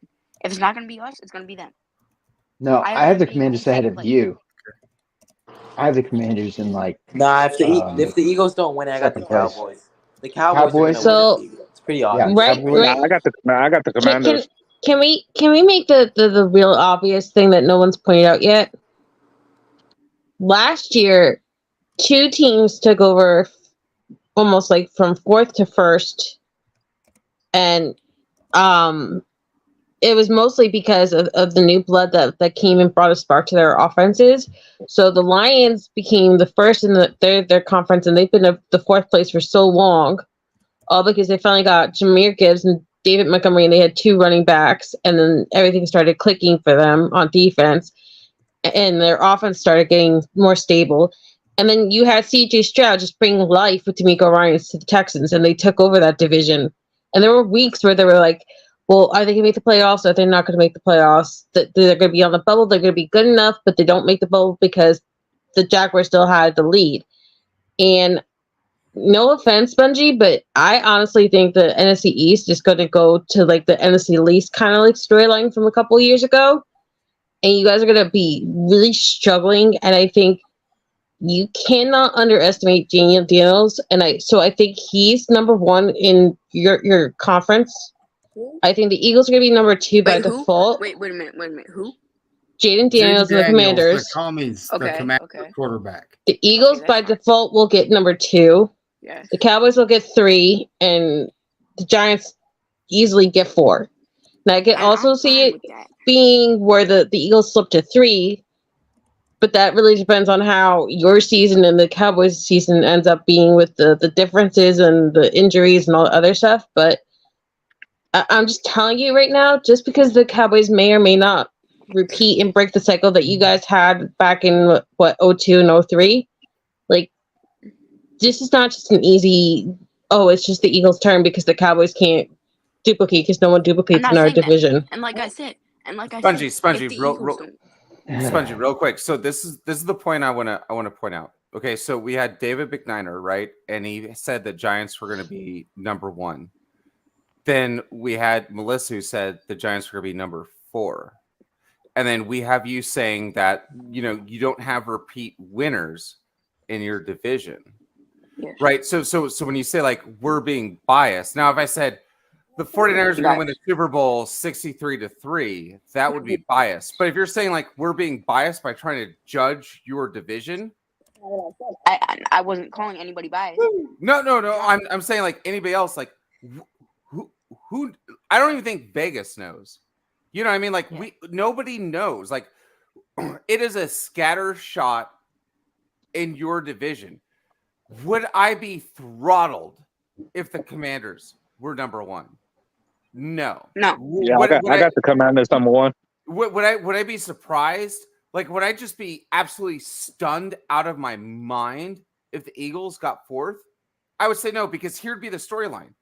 Your coach lost the first 2 games, lost the respect to the locker room, right? Like, this isn't Madden. Like, not everybody plays at 96 overall every single game for no reason. Your fans are fucking brutal, right?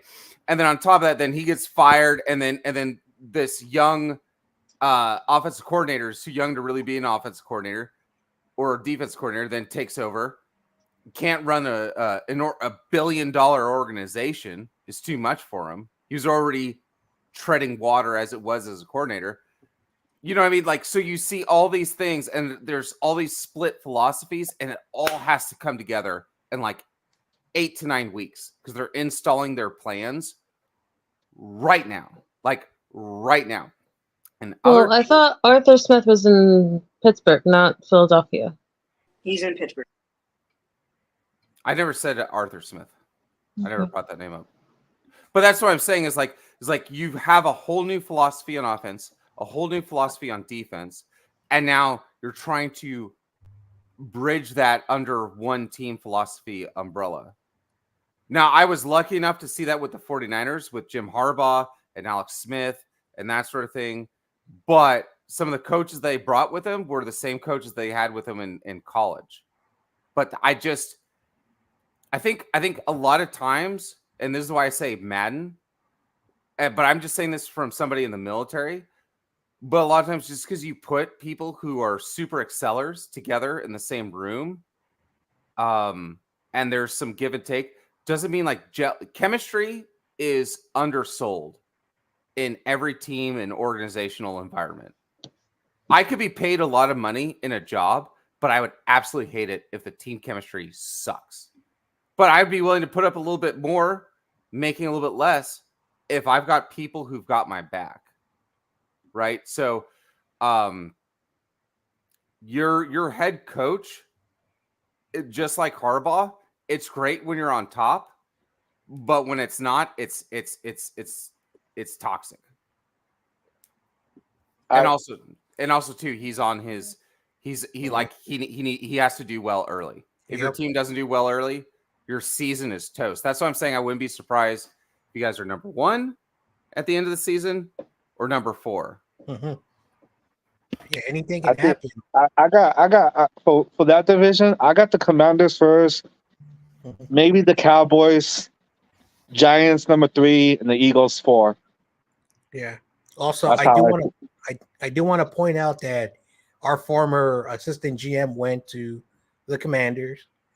Dan Quinn, he knows how to build defense. I'm not saying he's gonna overnight, make them a winner. And as a Warriors fan, our GM went to the Commanders as a role at the front office. So I don't know what he's doing. He took my bum ass team for a long time. Our GM owns the Sixers owner owns the Commanders. Anyway, the point of the matter is that if like Bob Myers is in the front office of the Commanders,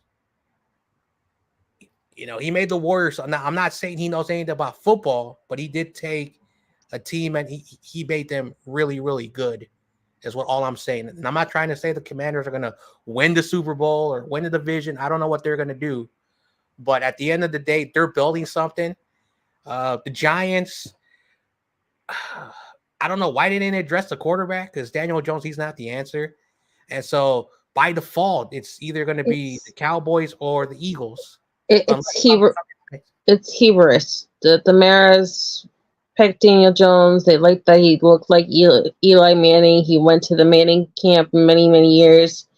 And Chris Mara has a lot to do with what goes on in the upper echelon of the Giants, and they just refuse to give up on Daniel Jones. Yeah, my biggest thing with the Eagles is that their tush push offense. This is my thing, right? They were never playing 1st and 10. They were playing 1st and 8. They lost their tush push offense when Jason Kelsey retired. A lot of respect to Phil Jackson, but you're not running the triangle offense without Kobe Bryant or Michael Jordan. Put whatever player you want in there, but it is not this dominating. We will dominate you with this triangle offense on one side of the you know what I mean? Yeah. Without that, so you guys don't have the triangle offense anymore. And I think that's like the low. I'm not saying like your center's trash, but you don't have the triangle offense. Who's the center for the Eagles anyways?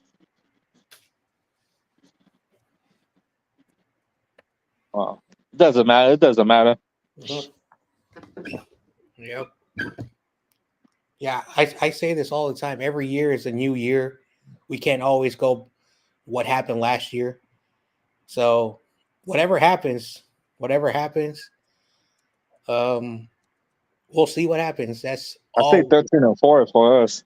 Yeah, why can't we say what happened last year? So like the Green Bay Packers would be like, well, we got to this, so that just automatically means we're going to the Super Bowl. The Lions are like, well, we got here. If we just didn't do this or that, we would have been to the Super Bowl. It's like, well, we were at the Super Bowl. Why don't we can't say, well, we'll just win the Super Bowl? Like every other team is going to say that this is the time of the season to be optimistic. I mean, heck, the Eagles just lost a Hall of Famer on both sides of the ball, and now all of a sudden they're just going to win with two new coordinators. So why can't we be the same?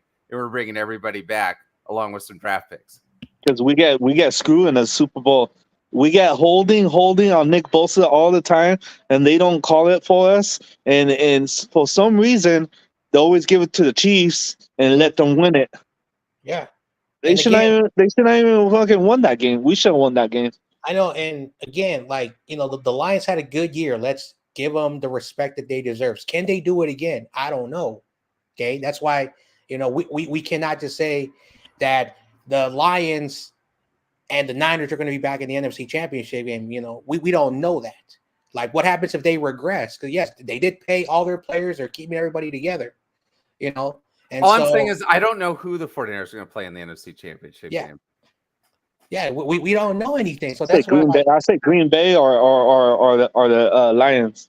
I know it won't be the Eagles. I know. Nah, hell no. Listen, I understand. Spongy's very optimist on this team. He loves this team. I will never ever doubt Spongy's love for his team. I speak to him almost all the time.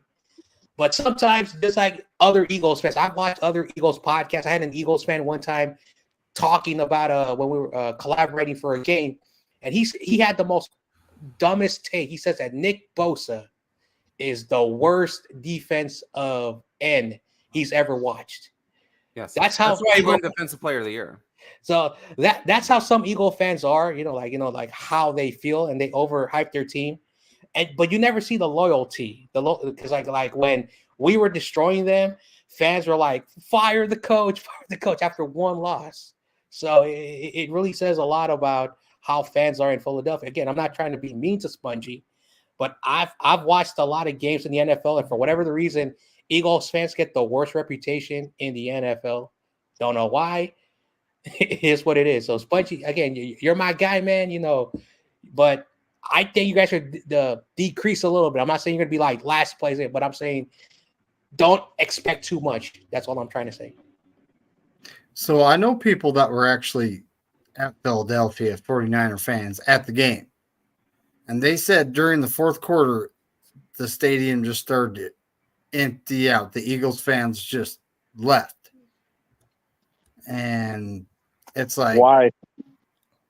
Because they were getting spanked. Oh, against the Buccaneers? Against us. Oh. The 49ers Eagles. Oh, okay, yeah. When Debo ran over them?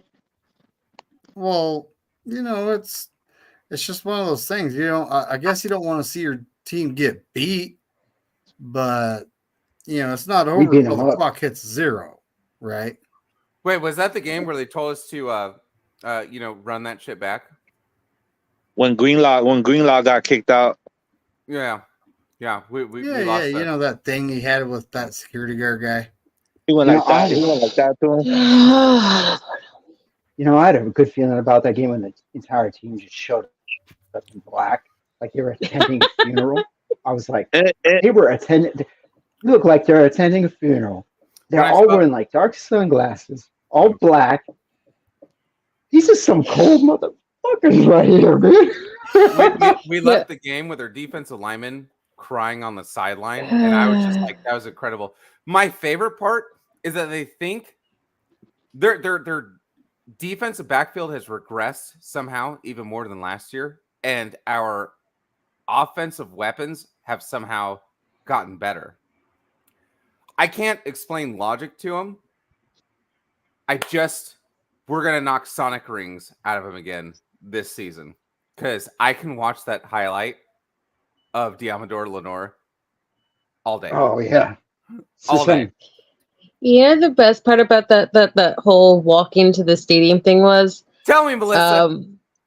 They flashed forward to the players on the field warming up, and they saw... I think it was Debo. It could have been somebody else wearing those black cleats, and they were like, "Oh shit! They're not just dressing like Johnny Cash with the whole black person. They got the Air Force Ones or something on, and they were like the entire attitude of how they were talking about the Niner players changed as soon as they saw those cleats, and it's just like, yeah, who was it?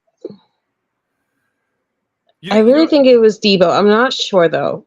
What's so funny was leading up to that game, because I went on a couple of like Eagle podcasters podcasts, and they were just trying to let me know that if we lost that game in their stadium, that they were going to consider us just like the Cowboys fans, just a lot of bark, no bite, a lot of yip, but no production. And then we just slapped them. We just slapped 42 points. Yeah, because you know what it was the end of the season.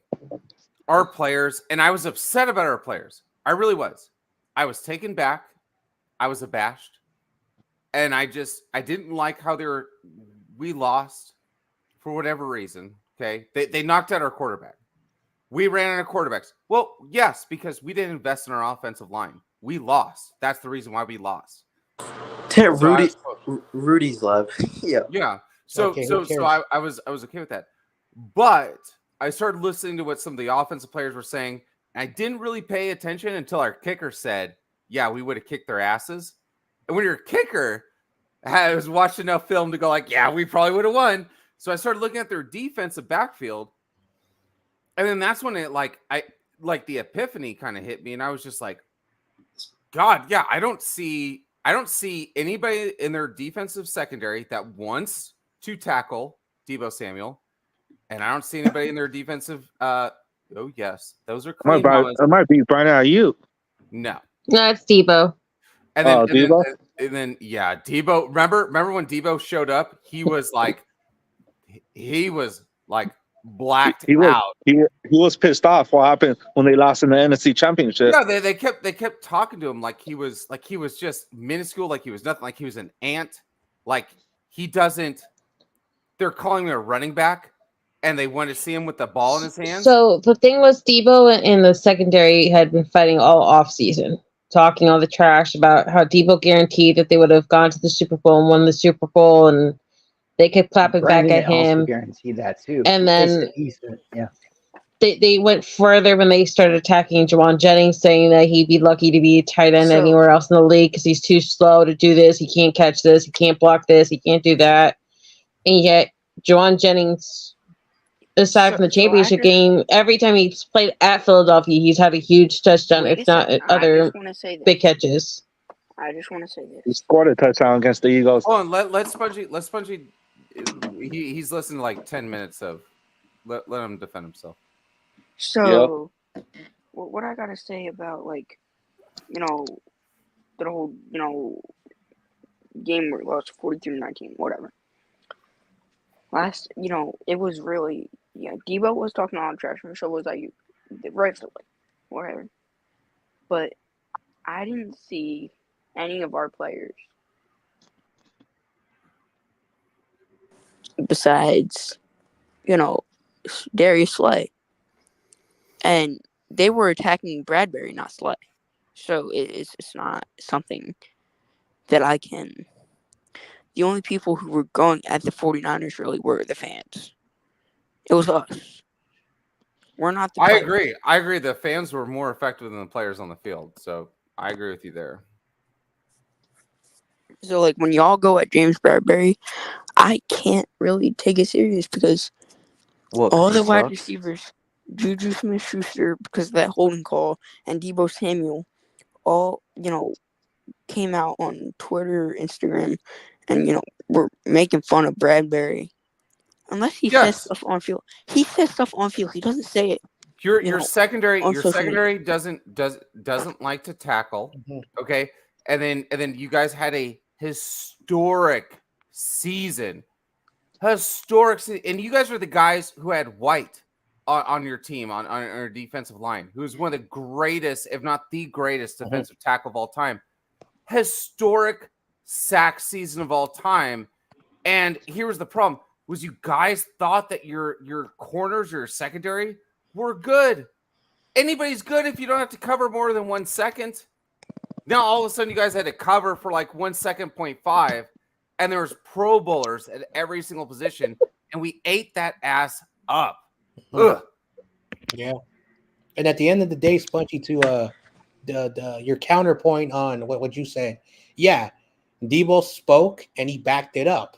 I don't want to sound, I'm very old, but back in the day, I would do the same thing. I would say something, I backed it up, and so if that's fine. And so for But whatever he the backed reason, it up. for He whatever backed the it up. reason, He backed it up against people who didn't talk. so at the end of the day, Bradbury and them did not talk. okay. So at the end of the day, Spongy, Bradbury's trash. all I'm saying is the Niners won. You guys, He backed it up like a juvenile record. Wait, all you gotta Spongy, do is- what's your point? I'm confused. Spongy, you said Slay was the only one who talked, but Hassan Reddick was talking about? I'm talking You said- about in that corner room. I'm talking in the corner room, Melissa. Okay, well, I was just about to say, because there's no way you can deny what Hassan Reddick was saying before that game. I think Debo knew beforehand that Bradbury sucks. He kind of does not care. No, that's what he was definitely calling out Bradbury for. He knew it from before. It's not like he was spitting out bullshit. Like, No, no. so like I say this all the time to you. Sometimes the truth hurts, and Debo was talking the truth, and some people Yeah. don't like to hear that. Hurts, doesn't it? And His so sometimes, counterparts, Lace, trash. and your team should have had motivation. Like they should have been like, let's focus on this game. When it comes, yada yada. And they came out, they punched us in the mouth in the first quarter. I saw the game, but then we adjusted and we murdered you after that. You guys were so one dimensional. But again, old stuff is old stuff. At the end of the day, like you guys had momentum at the end of the first, but we just ran through you like it was like nothing. Yeah, I gotta say this. I gotta find Yeah.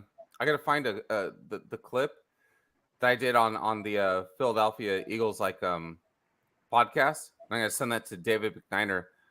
But I actually had you guys losing by 20, and man, the vitriol that I got was just insane. But I just felt like it was balanced on facts. Mm-hmm. And you guys were struggling last season. That defensive line wasn't producing, because that was my biggest fear. Actually, the game that we lost against you guys the season before, I actually picked you guys to beat us. And I had 49ers fans mad at me. I was like, this is a historic defensive line, and our offensive line sucks.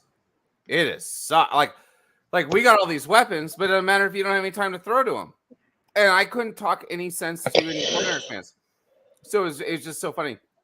But that's what I'm saying. Like this season, like I'm not going to knock your faith, brother. Maybe they come in and you've got a Shanahan for an offensive coordinator and you've got a Shanahan for a defense coordinator. But then at the same time, you have to look at it like this. You damn well better win next season, because them motherfuckers are going to be gone after that season. I don't think your head coach is good enough to win you guys a Super Bowl. You don't, because you don't have a Shanahan at head coach.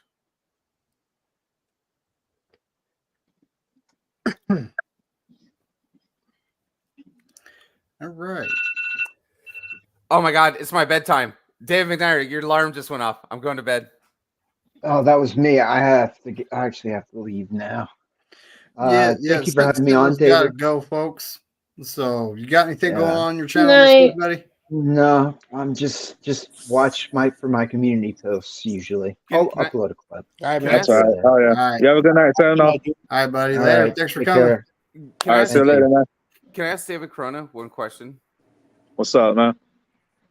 All right. What did the Grizzlies say when they called customer service? I'm not sure. Just bear with me. Oh wow! I got the fun. That's like, I got hold that on. fun. Did Bryant call you? No. Yeah. Oh shoot! So I say the Niners gonna be 13-4 this year. That's my prediction. Yeah, I hope. I always say plus or minus one game because you never know what's going to happen. So 12 to 14 12, wins, 12, somewhere in that 12 range. and 5. 12 and 5. I say 13. I have us at 11-6, but I have that because of injuries. Who and are then, we losing to? I don't know. So again, I have that due to injuries. I'm not saying because we're less talented than their teams. I'm just saying because of our rest work ratio at the end of the season, we're an older team, right? And then also too, our management, like we're gonna workload our stars into a certain position. All we need to do is get into nobody. And then that's what I was trying to say from the beginning. I don't care. There's a difference between a 12-5. Like 4 years ago, there was a difference between like a 13-3 49ers team and a 13-3 Green Bay Packers team. They didn't want to hear it, but we smoked their asses, right? Huge difference between a healthy, veteran, battle-tested 11-5 team going into the playoffs. Because I'll tell you what, the week went by, I almost felt like didn't really help us. Did anybody here feel like that helped us, or in a weird way, did it feel like it kind of hurt us? Right, and that's I I honestly think think it hurt us because we sat everyone for the last game. right. So Right. I believe that we hit the playoffs rusty AF and was still able to beat the best teams in the know. NFC. Right, exactly. But now all of a sudden, when we make the playoffs and we're like the 6th or 7th seed, all of a sudden now is the time to spin of like, well, now we're not rusty, we're playing our best, and we're going like that has to start now. But it also too has to be understanding. We have like one of the oldest rosters, but if we load manage, we get into the playoffs, our guys are healthy. Now it's just everything is 0-0. Mm-hmm. Yeah, we can dog walk some teams all the Yep. way up to the Super Bowl. Mm-hmm. Yep, the Niners have a good team on paper. I always say that, and I'm very optimistic with this team. But like I said, I'm never a homer, and so if we go 13-4, I'll take it. You know, if we run the table, because you know I love that term. If you run the table, but you can't do nothing in the playoffs, it's a wasted. So I would rather have a team that's dangerous in the last 5 weeks of the season, and we run the table in the playoffs. Yeah, you want to be the black. You want to be just feared. You know what I mean? Like you don't want to be like that number one team that then just gets bounced out by the Dikembe Mutombo led Denver Nuggets. You know, in the first round. You know what I mean? Like you want to be that vicious. They're all healthy at the right time. They played the last 2 games. They close out the season well, right? Like you want to be that team that's like, oh, they're 12-5, but they lost their last 3 games, right? Mm-hmm. Eagles were this hot team. Yep. I never thought that we were going to get the number 1 seed, and they just collapsed towards the end of the season, even though they still had a good record. And then they went and then they played. So, yeah. So I got us at 11-5, but again, the premise of that is not like me bashing the 49ers and saying it's because we're losing because we are inferior talent. It's because we just came off of some our guys had like 40 days of rest. They're back in mini camp. You know what I mean? It's an older team. We've got to rest these guys, but they get into the playoffs. These guys will produce. Yeah. And like when the Niners were 5-0, people were like, oh yeah, finally we got a team. And then there's always that point we get humble. And then after the bye, we were humbling everybody. Then we enter that Monday night game against the Ravens, and the Ravens humbled us. So you need those games to humble us. That's why, like, if you're going to run the table, be really careful what happens, at the end of the year. Because, again, I'm not trying to be mean to Spongy, but, even when I said this team is not a team that I think, because the way they've been winning, and they should have lost a few more games before they played us. And at the end of the day, it happened. And then they get into the playoffs. They're on paper, they're a better team than Tampa Bay. And Tampa Bay showed them that you got to get humble sometimes. And when you get humbled in the playoffs, you realize that the regular season, is not there for you. So for me, as a Niner fan, we're gonna get those humble games that we don't see. Like I thought we were gonna beat Minnesota, and they humbled us. And Exactly. And that first round bye, right?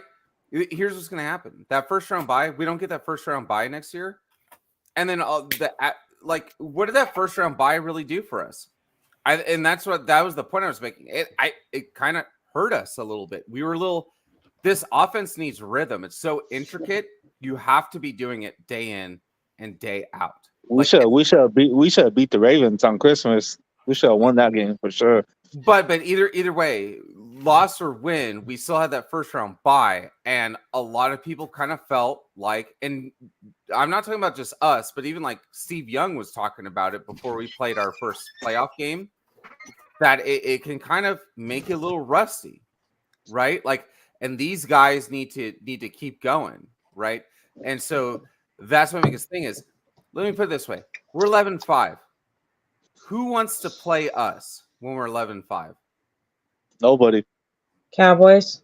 They always think they can do anything. Yeah, and I don't blame them. But who do we fear playing? Nobody.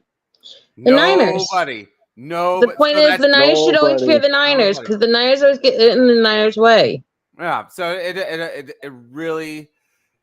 really doesn't matter what our, and that's at the end of the day, two things. If I could convey them to Niners fans, it doesn't matter the size of the contract.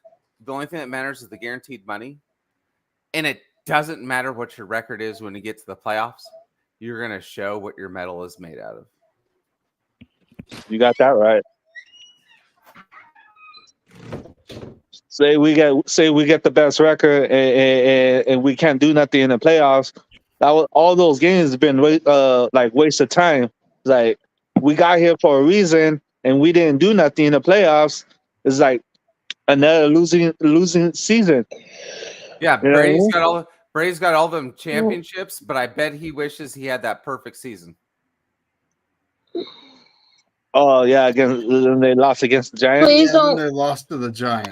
Please don't bring up that stupid quote of his. That makes me so angry every time he brings it up. Brady had a famous quote a couple years ago before his roast. He said that he has, I think at the time, 6 rings. Now it's 7. He traded half his rings just to have that perfect season away and rip it away from the Giants, just to be 19-0 and not 18-1. Like, that's beyond disrespectful. Like, how many people barely even make a Super Bowl, let alone win it, and you would trade away half of what you won, dismissing all the people that you played with those rings just so you could have your perfect record? Like, Tom Brady is the most bullshit person ever, and I really do not look forward to him calling games on Fox because it's just like,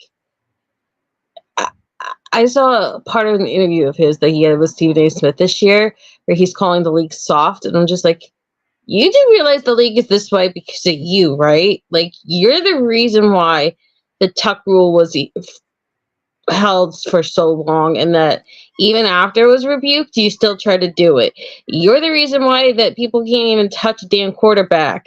You're the reason why that this whole, like, Nick Bosa has to, like, play himself like he's doing Pilates over a player because, God forbid, a finger touches them. Like, the fact that these people come out and say these ridiculous things makes me so angry because it's so hard on defenses just to do their normal jobs. And now you have all these assholes that change the game, then come in and say these players are soft. Language. No, I'm not going to cut my language. I'm from Jersey, and I'm pissed. Like, we had to deal with how many games of Greg Olsen last year calling out our team, and he plays with Christian McCaffrey, and he has tight end you with George Kittle, and he's this dismissive little douchebag. And now we're going to have the other guy on Fox doing the same kind of thing. Like, when did the Niners get a break? We had Collinsworth shit on our team how many years because he lost to the Niners in the 80s. He's still doing it. You had Tony Romo call games, and he's biased as all hell. Like, when the hell are these people actually going to do their damn jobs and just call it even? Mm-hmm. Yeah.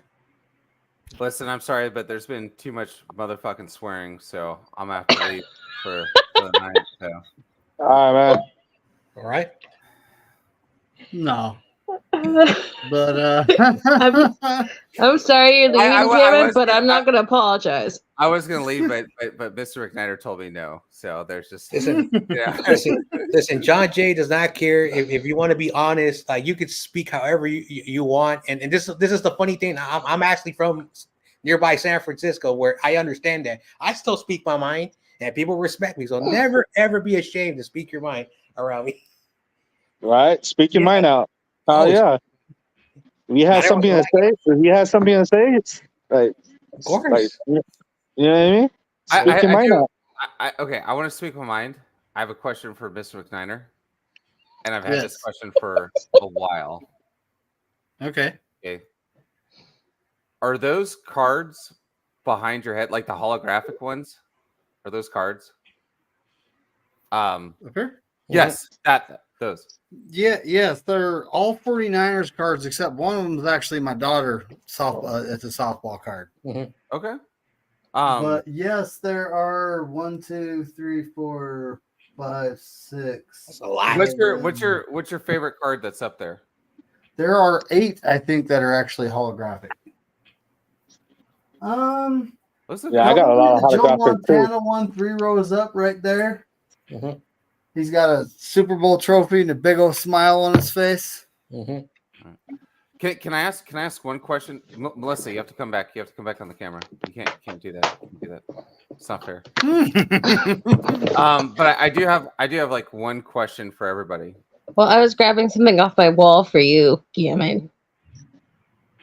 Because you were asking about cards.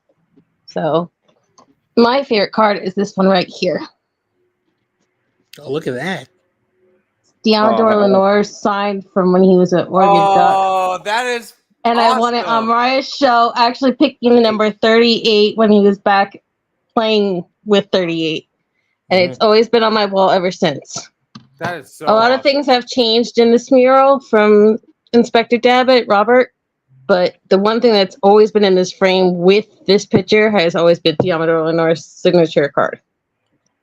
That's why I turned off my camera for 2 seconds. We need a 49ers card. All right, so I got an Aaron Banks autograph. Mm-hmm. That is awesome. Yeah. No, but Spongy, unmute yourself. I'm gonna ask a question. It's gonna go around the horn. So this is a very good one. My wife asked me this question, and I actually didn't have an answer. Like I didn't know how to answer legitimately this question. She asked me, who is my favorite 49ers player of all time? David Snyder, you go. Ronnie Lott. Jay Rice. Steve Young.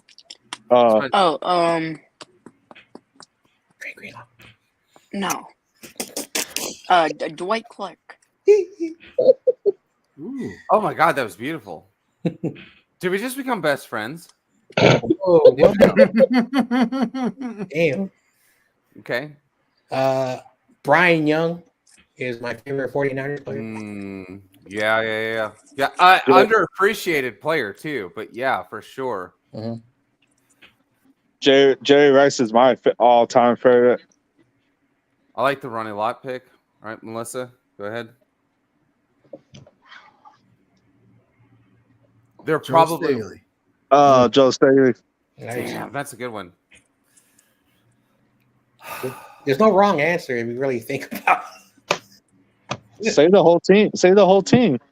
Yeah, the whole whatever. You know, I'm a big defensive guy. Yeah. And, you know, Ronnie Lott was with us for a long time. Yep. And you got to respect the guy that cut the tip of his pinky off because he didn't want to miss a game. Okay. That's crazy. Yeah. You know. What did he do? He pulled the back and took it off, or what? No, he had it medically amputated. Yep. Oh wow. You know, I'm gonna.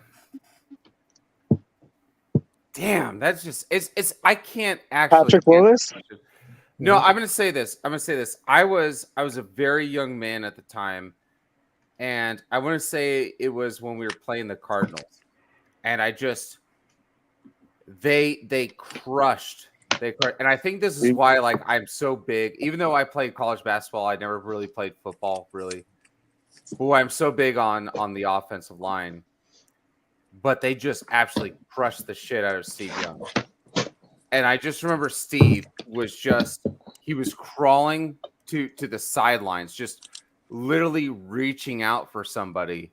But I don't think he went too much longer after that until he just basically medically retired. But I'm just going to say Steve Young, just because I think that he just seemed like he had more stress on his shoulders than Aaron Rodgers did. Like there was it's way different than having to come up after Brett Favre versus, you know what I mean? And I think the way that he handled it, and then he was able to win that locker room respect. And he had to play it he played the quarterback position completely differently than Montana. So he did it with a similar roster and had to play, and he played it differently. I wasn't really around to see how all the papers were going. But for me, I mean, he just earned my total respect. He was just getting crushed, getting killed. That wasn't a thing where, like, he was a running quarterback, but you couldn't just slide to get out of a hit. Like you had to like take that hit. If you ran, good for you. If you didn't, good for you. Like you're still gonna get clotheslined. I think that was still allowed back then. So I'm gonna say Steve Young, just because I just really just admire. He didn't have to want it anymore. He could have quit, but he did it. So I appreciate that, man. Corona, look. I took it out of the frame just for you. Oh hell yeah! Jerry Rice. That Mhm. splash art. That's awesome. I actually Yeah, I have got that, I got a couple right in Jerry the Rice. corner. Like this little guy right here in the corner, right there. That's that same one. The reason why I picked Joe Staley, it's not because of really what he did on the field or even like how long he played. It's just that he got me through those really terrible years, and he brought such warmth and humanity and humor. And when things were hard, you wanted Joe to succeed. And when Joe went on 2 really bad years and still came back that final year in 2019, and he's like, I wanted to retire, but they pulled me back, and he got his chance to almost win another Super Bowl and had it ripped away from him again, and yet he still came back the very next year, even though the world was like bullshit crazy with COVID, and he was covering the league, like, and he was bringing hope to Niner fans again during one of the worst times ever. It's just like, Joe might not be Trent, and he might not be Jesse Sapolo, and he might not be all these great offensive linemen, but Joe Staley will always have a really important part of my heart. And as a defensive fan, I always have to put that up there. Who's that? Yeah, yeah, absolutely. Daryl Dawkins. 62. That is that looks like a Hall of Fame center right there. That Jason Kelsey. Kelsey? Mm-hmm. Oh, Spongy. Look at you trying to fit in. Overrated. Bro, that's rough. listen, Gavin. Me and Spongy, we interact almost all the time. You know, it's all fun and games. I have respect for him. He makes fun of my team. I make fun of his team. He's a good kid. I tell you what, Spongy. You ever come to George like a Kittle and 49ers Brandon game Ayuk, huh? and I'm there, I will under this wing right here, I'll keep you safe, son. I'll keep you safe. Shielded. Yeah, Staley- like kick it with us. He be all right. He be safe. David, you gotta Corona, you gotta read this one. Put that one back up. Mr. McNiner. All right, David. All Corona, right, read so that one. Staley was an all-pro on and off the field. MF needs to stop being lazy and start coaching the team to get his ring. I wouldn't mind having him as offensive line coach instead of Forrester. Same. I'm not gonna lie. Can I say why? Can I say why for me? Yeah. Because he's not like a natural like Trent Williams or like a Michael Jordan, you know what I mean? Where they're just like, I've got all the God-given talent and ability. I just gotta titrate a couple of my, you know what I mean, like skills in order to kind of get there, right? Like the basics, the fundamentals. Whereas Staley came into this cold, right? Like as a tight end, and then just really had to rudimentally learn the position, because athleticism in any sport, you know what I mean? Take a basketball player, try to take him into tennis, whatever, like will only take you so far. And so Staley had to really learn that position. And what a lot of 49ers probably fans forget, a lot of people were talking about Staley in the beginning, the same way that we were talking about what's his name that we drafted? He plays for the Bears now. I can't remember. So we drafted? Yeah, that we drafted in the first round. He was a right tackle. You talking McGlinchey? He plays for the Broncos? Yeah. Broncos? Yes. Yeah. So the first couple of years of Staley's career was not good. Actually, in fact, if you look at everything, it wasn't even as good as McGlinchey's. But what I liked about it was that he just really just honed that in and then just became great. But he had to learn from doing. But it was not good. It was ugly. But I would say that probably for a lot of the 49ers until Harbaugh got there, that they were not reaching their potential. But yeah, Staley's first couple of years was actually worse than McGlinchey's. McGlinchey was a terrible pass protector, but he finished, even when Trent Williams was on the Washington Commanders, he was second in the league for run blocking. So there's that. Sorry about that. I just vomited out of the mouth, all that stuff. No worries. It's all good. Boo, all those. We're getting wait. kind of late here, and okay. I gotta go to work early, guys. Okay. Yeah, So does anyone else have anything they got to get off their chest? Wow, Yes. that's a good I card there, Sponge. have PT at 6:30 in the morning, and I really hope I don't have to run. I really don't feel like running. It's like always. Oh, It's yeah. like always what Corey Davis says. F all 31 teams. Yes. And like what me and McNiner, John Jay, who else? Carcass, Melissa, all the Niners people, fuck the Rams. Yes. Yes.